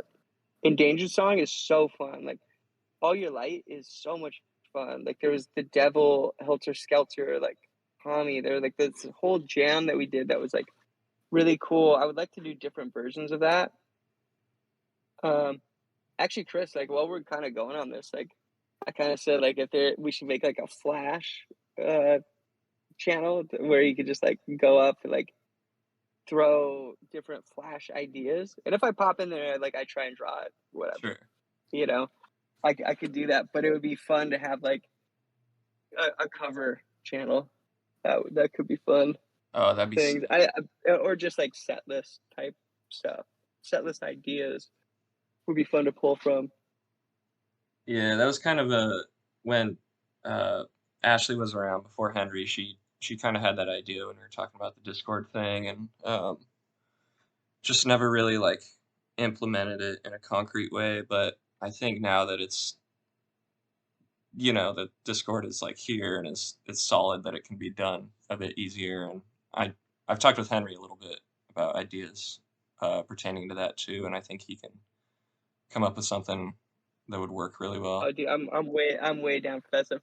I actually really love just suggestions. I like seeing it and going, okay, well, the common denominator, like we can like kind of like figure it out. Yeah. But it's also fun to like wild card some of that stuff. Yeah. Can I say something out loud? Like we don't really do that many covers. Like it's something that like Rivers mentioned us like when we played with Weezer a while back. He was like, "You never actually like cover songs. You like do like a part of a song." And I think that's what's fun is like connecting these pieces. But I think as the band has gotten bigger, or just like playing the record, the discography has gotten bigger. It's we have so much music. Like we should just be mixing in more of our other songs the way I used to do that. Like I used to sing parts of songs before they were out or whatever. I think that's really fun. I'm kind of moving back towards that again. Yeah, I was gonna say just regarding that, like when I was doing that archive thing and like building it together, the coolest thing to me was realizing over the years that you guys had all those cover songs, or like songs you did cover live, but like once, you know, like you had the Blur track at the Crystal years ago, or like Everybody Wants to Rule the World, or you know, you had that Pig Yeah, cover on SoundCloud, but it's just like it only exists there, you know, in those places you guys put it, and then you have like the select few covers that stay in the set, even if minimally, you know. yeah. See, I like doing that sort of thing. We actually have like a ton of fucking covers that we've recorded. Zoe's done a bunch Yeah. actually, and they're all really cool. Like she has like a bunch of like Bowie covers and like T-Rex and stuff. I mean, her covers are really cool. I don't know if she would ever put it out unless you could just kind of be like, yeah, it's Portugal the Woman. Let's go. Just put it out. Like just She kind could of like let it live. she could throw them out under her old moniker that people can find in their own ways if they don't know what it is. Yeah, oh, totally. Yeah. Yeah, she used to do that. Yeah. Sorry, Yeah, Sean. let's. I didn't mean to pull away from you. No, it's all good. I mean, I'm enjoying this. Cool. Did you have anything more? We have one more person waiting that wanted to hop in and ask some stuff. Well, I'm one of those kinds of people where I can guarantee you the moment I hop out of here, I'll remember a million things I wanted to ask. But in terms of the next time that you guys go around for a tour, I would definitely really recommend the Wind Creek Event Center in Bethlehem, Pennsylvania. Very beautiful venue. Cool. Indoors, because I'm one of those Pennsylvaniaites. I've seen you guys play in Philly before, in Harrisburg, and I'm definitely looking forward to see you guys live again sometime soon. Well, cool. Yeah, no, I'd love that. That's another channel we should have. Venues we should check out. You guys should play at Rev Hall. It's open floor now. Just saying. I know. Keep throwing it at Rich. Anyway. Cool. Sean, if you're cool, I'm gonna let Kassy here hop in. Yeah. Yeah, that's all good. Other than that, that's pretty much all I have right now. Thank you guys for the opportunity. This was awesome. But cool. I'll jump on more coming up too. Just kind of getting there, you know. Awesome. Getting it all going. I'll write down the notes for next time. Definitely. All right, Kassy, I'm shooting you an invite to speak. You should be good to go. I think I'm here. Hey, Yeah, we got you. Cool. All right. Hi. So I did have a couple questions, but I got to say hi to you guys kind of surreptitiously at the Minnesota State Fair the other day, or the other week, I guess. I don't know if you remember that little run-in, but that was yeah, kind of fortunate because the storm kind of gutted our plans for the night. I know, how crazy. Like we've been chasing thunderstorms like on this tour. Did you have Nothing any had other ever been canceled. cancellations? No, nothing else ever canceled, but they barely missed us. Y'all's actually like hit pretty hard. That And was I think gnarly. just like, yeah, that was like pretty quick. I don't know. So I don't know if you like saw this, but I basically saw, we didn't know it at the time, but like 10 minutes before it passed over St. Paul, it apparently they were sounding off the tornado warnings in Edina. So that's why the venue like was like, you all need to get the fuck out right now. And I looked over at my partner when Manchester started to play Cope. I was just like, this is wrong. Like, they were going to end their set with this. I knew it. We looked over and we were just like, something's about to go down. Like, this can't be right. This is very awkward timing. Damn. That was good. Yeah, you know, it was crazy. When they were on, so security went out there to say, hey, we're going to take a little break for a minute. Right. And it was, eventually it would have been canceled anyway. But when they said we're going to take a break for a minute, Manchester Orchestra thought they were saying that the show was canceled. So like, sorry everybody, show's canceled, and everybody left. And they're like, oh, well, everybody's already leaving right now. We were there with buddies who are like I don't know what the word is, but like a little more nuclear than we are. And like if it had just been my partner and I, we probably would have stuck around and saw what happened. But we ended up like walking home for like a mile and a half because like the traffic outside the fair as soon as that happened was absolutely gnarly. It was just so bad, and like we were moving faster walking than people were driving. So we ended up walking. I can imagine. You have no reference for this, but we walked all the way to Como Lake, and then we got Ubers from there. So we walked for like an hour while everybody else like sat in line. But we had a feeling, but then you guys did like the live afterwards, and I'm not gonna lie, there was like a little part of me that was like, I knew the show was canceled, like I knew it deep down, but I needed to like see it to put my mind at peace and be like, okay, we didn't actually miss anything by not sticking around. That's funny. Like when we did that, like we were sitting in there because like Andrew Zimmern was there and Peggy Flanagan and just like and Prairie Rose, and like our whole crew was there. Like we were just like there, and like, well, we kind of have to do something. Like especially like supporting Peggy Flanagan and like everything she's doing. She's awesome. Yeah, we voted for her. Yeah, she's great. I just like her as a person. Like. So we met her years and years ago, and she was just so cool. Like she's one of those people that like when you meet her, like you're like, oh, like we're like best friends. Like I love those people that you run into. Like we have like a really eclectic group of friends because we travel so much, and it's just funny like finding like what each person does, for a living, and like what how we met. Yeah, I love those relationships that are like fast friends where there's just something that's right about it and it just falls into place really easily.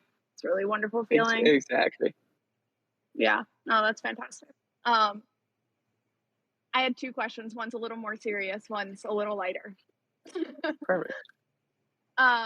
You kind of started to expand on it, so if you don't have much to add, that's totally cool. But my question basically was if you wanted to elaborate on what this latest album cycle was, and I'll say like as you kind of did start to like touch into that, I think there's something really unique about the writing period that most musicians had because nobody could tour for a while, and just like writing during the pandemic as a unique experience. And I didn't know this whole album was about anxiety, and that hits mad home for me because it's very much a part of my existence. And I feel like writing in the pandemic must have been a unique experience. And I know for me, it was almost comforting at the beginning of the pandemic because it gave like this permission to like, oh, okay, I can like be a hermit and I'm not missing out on anything. Where I think part of, at least for me, and I don't know if this is your experience, but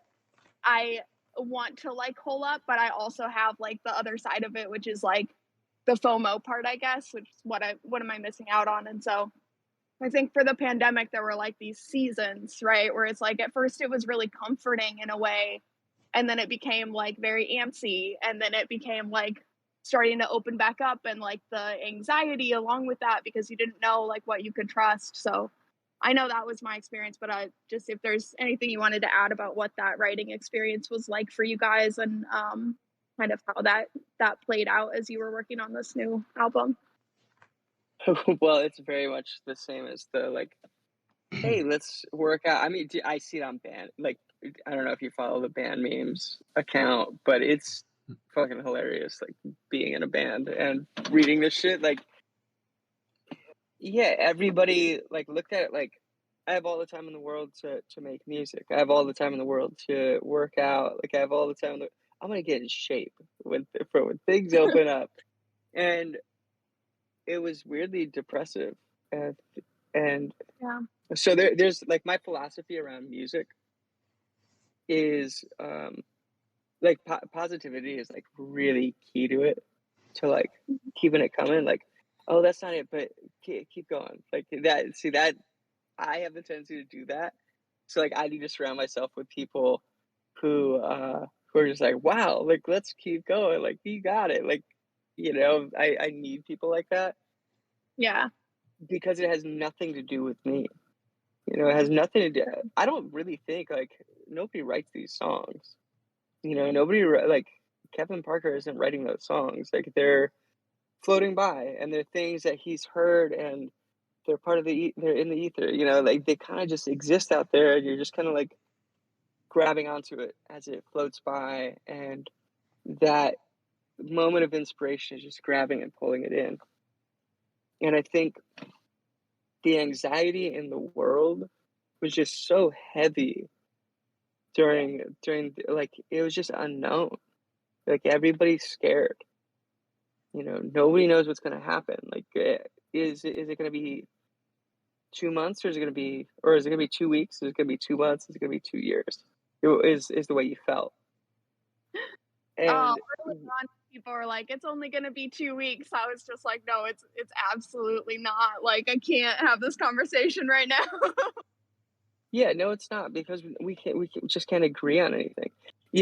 Some of the like, craziest things that I watched during that period was like, man, the same crowd that's like, we should not be shutting down.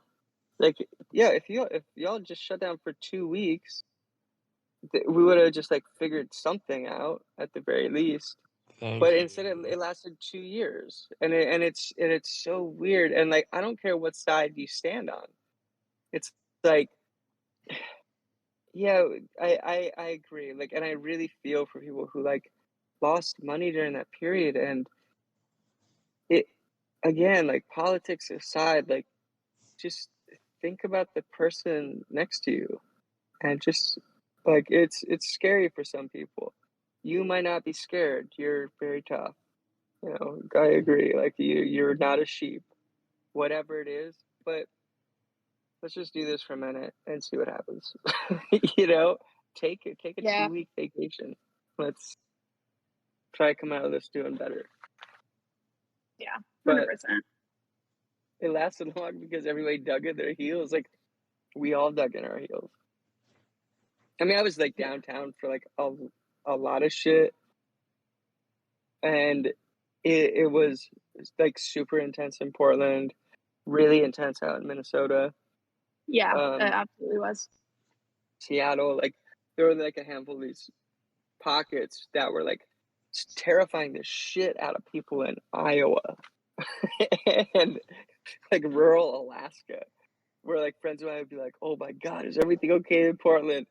I'd be like, "Well, even if it wasn't, like, what the fuck does it have to do with you? Like, shut the fuck up. Like, go fish."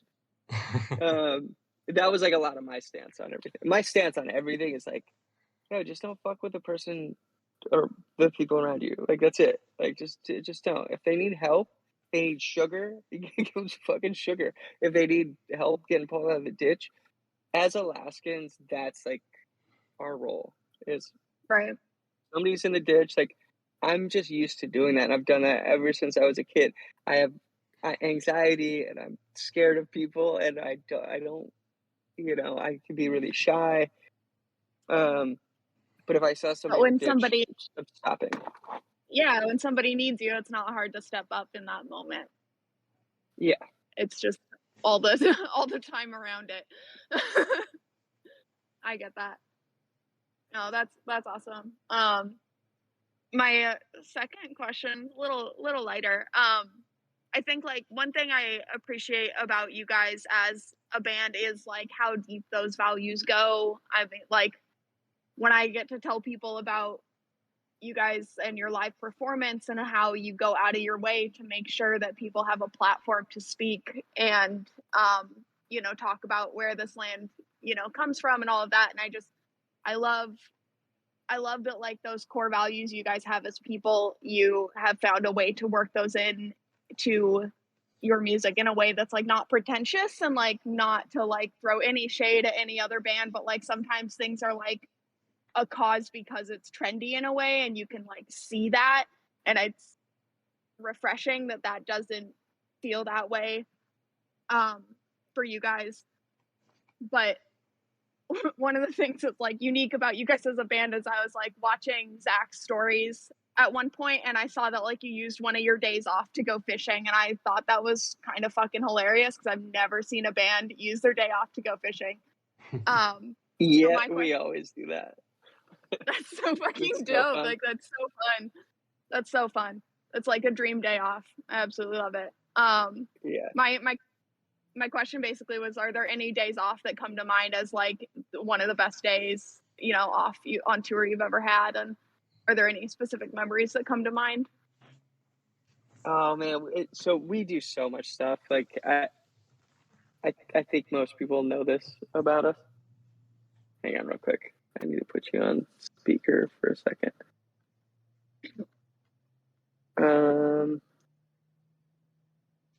Is this still working? Yeah. Yeah, we got you. Sorry, my AirPods just died. Yeah. So we do a lot of stuff. We've always we've never been a actually, I should ask you: does this audio work at all? Yeah. Or is it hard to hear? We can hear you It's fine. perfectly.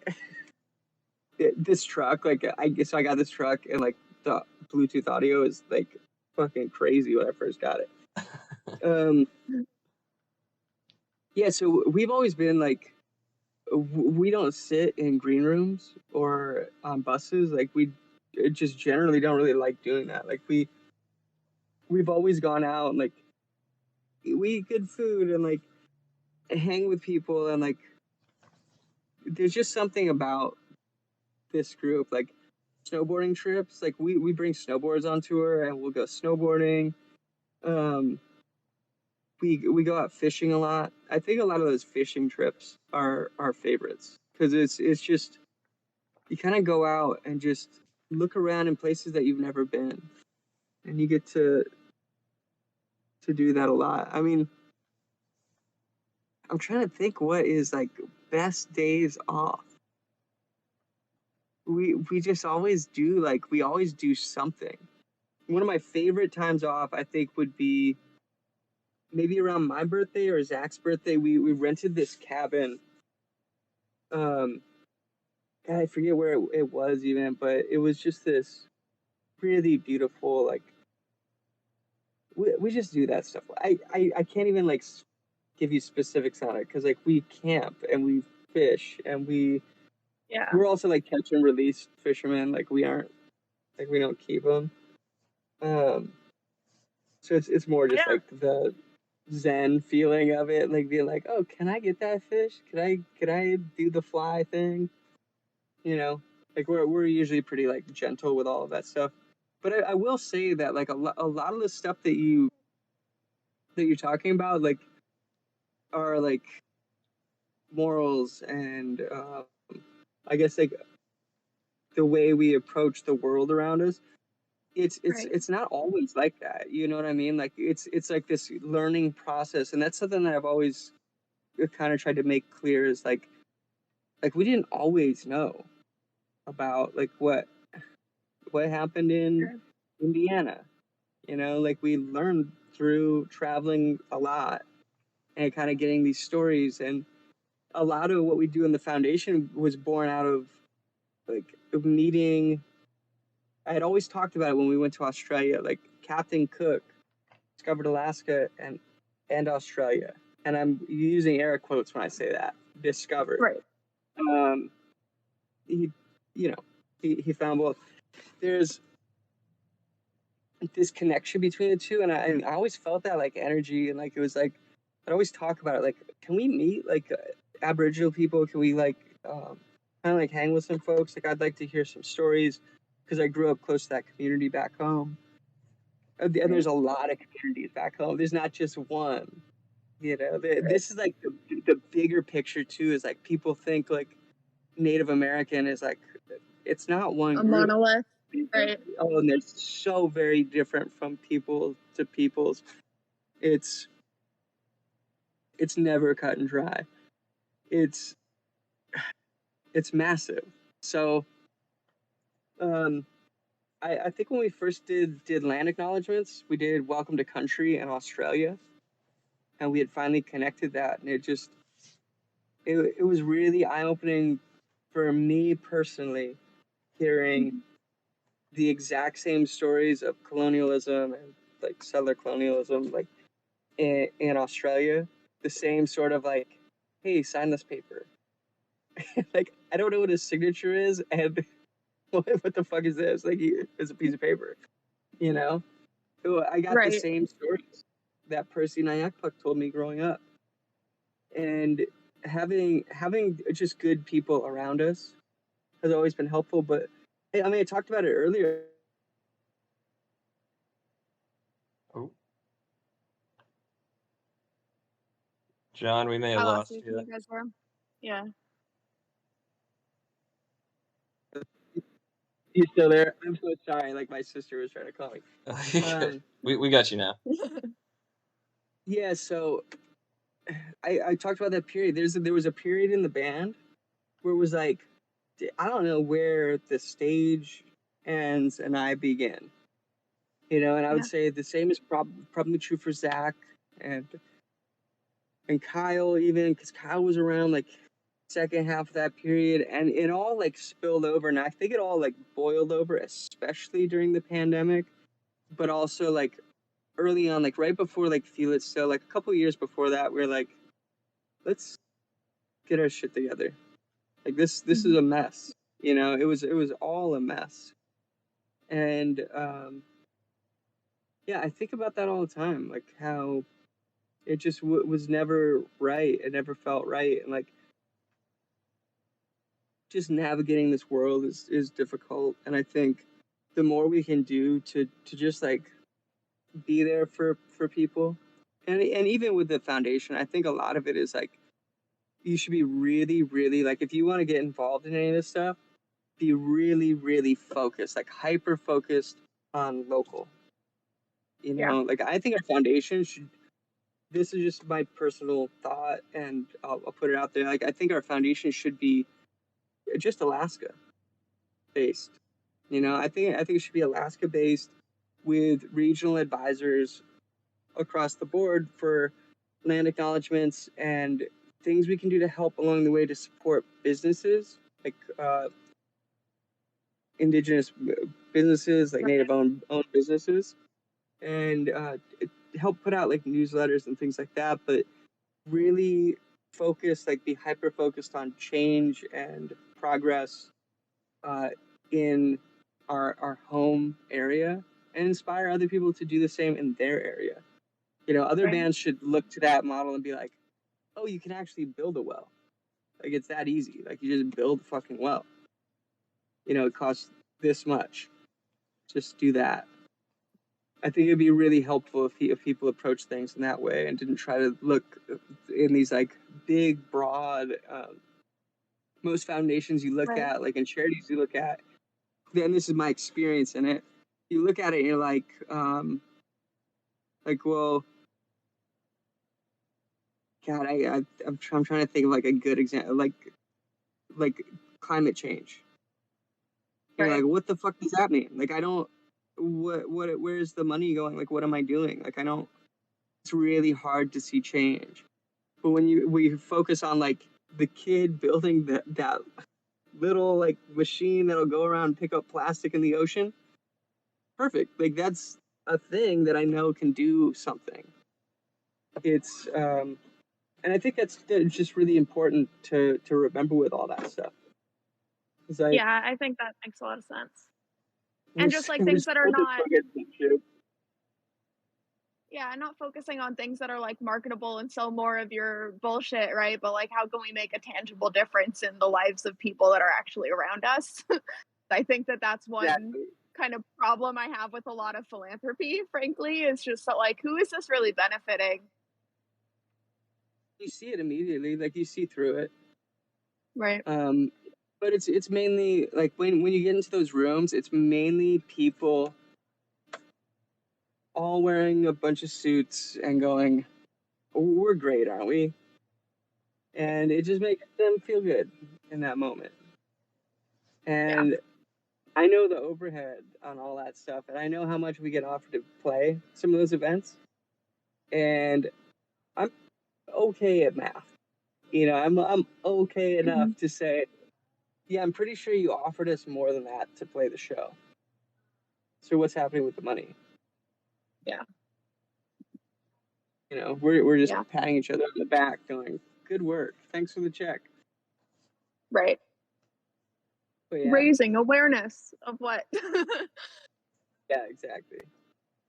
Yeah, no, and my point isn't like to provide fluff in that way or anything, right? It's just it's rare that I see someone or that like you guys have always been perfect or that you didn't have like a lot to learn and still don't, right? Like that's not my point at all, but I don't see a lot of bands who have a core tenet that feels real and like feels connected to the way you guys grew up. And I have a lot of respect for you guys as individuals, and I love your music too, right? It's just like it's very cool when those things can collide because they don't always. And I don't know. I hope when you guys, come back out that I get to be more a part of that, and I would love to, cover that that work that you do next time you're out, I guess. Hell yeah. Well, say hi next time. And I think, do we follow you? Zach does, I think, but I'm in your request folder in the main chat. I think I'm not in request for Zach and Eric at this point, but for the main one, I probably am. I can ping you again if you want. Yeah, hit it again. Like I'll follow you for next time through. Right on. Cool. Yeah. But yeah, thank you so much. Yeah, I appreciate the time, and I appreciate you. I appreciate you. That's what I got. Well, I appreciate you.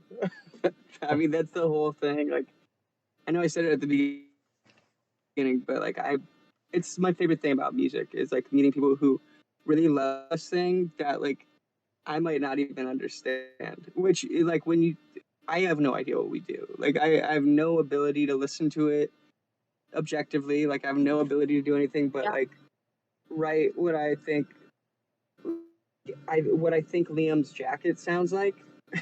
When I see Liam's Parker or whatever, I'm like, I think the jacket sounds like this. Or I think Ian Brown's like weird fucking floral print thing sounds like this.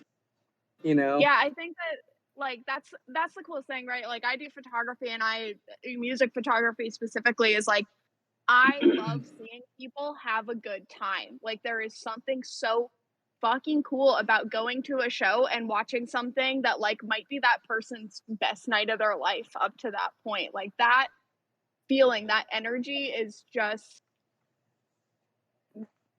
it's like palatable. Like I love being able to like feel that in the air, and that's the coolest thing, and getting to like document that in a way, or getting to create that feeling in a way, I think is just like the best thing about art, is like you just continuous cycle of like taking art and making more from it, right? Exactly. No, I love it. It's just awesome. Right on. Thanks, John. Well, thank you guys. I'm probably gonna have to jump off anyway and chase Francis around now. Go be dad. Yeah. But yeah, we'll do some more stuff, like, and we'll probably like keep it shorter next time. This is like the first one, so like it's a lot. I know, like I just dumped everything on everybody, as I tend to do. So well, it's kind of what everybody wanted for a while, so Well, great. I hope it answered some questions, and like just that's a lot of what's been happening with the new album is like care, and that feeling has like it's got to be done right. So sure, I'm just sure to clear everybody everything up and get it already. Everybody knows the time will pay off and whatnot. So yeah. Well, thanks, dude. We'll catch up soon. Okay. Yeah, for sure. I'll touch base with you soon. Just want to say thanks to everybody that was able to get on and chat. Thanks to Mouse Fang, you're in here, just kind of lurking around. You're the OG, and Nick Hexum from 311. Just kind of the joke in itself. But yeah, John, let's do some more of this sometime soon. And for anybody that may have came in late or wants to listen again, I am recording this. Just give me a few days, a week or two. I'm pretty busy, but we'll get it up for you if you want to touch back on Just put it on cassette, dude. it. Shit, might as All well. right, I'll catch you soon, man. Yeah. All right, later.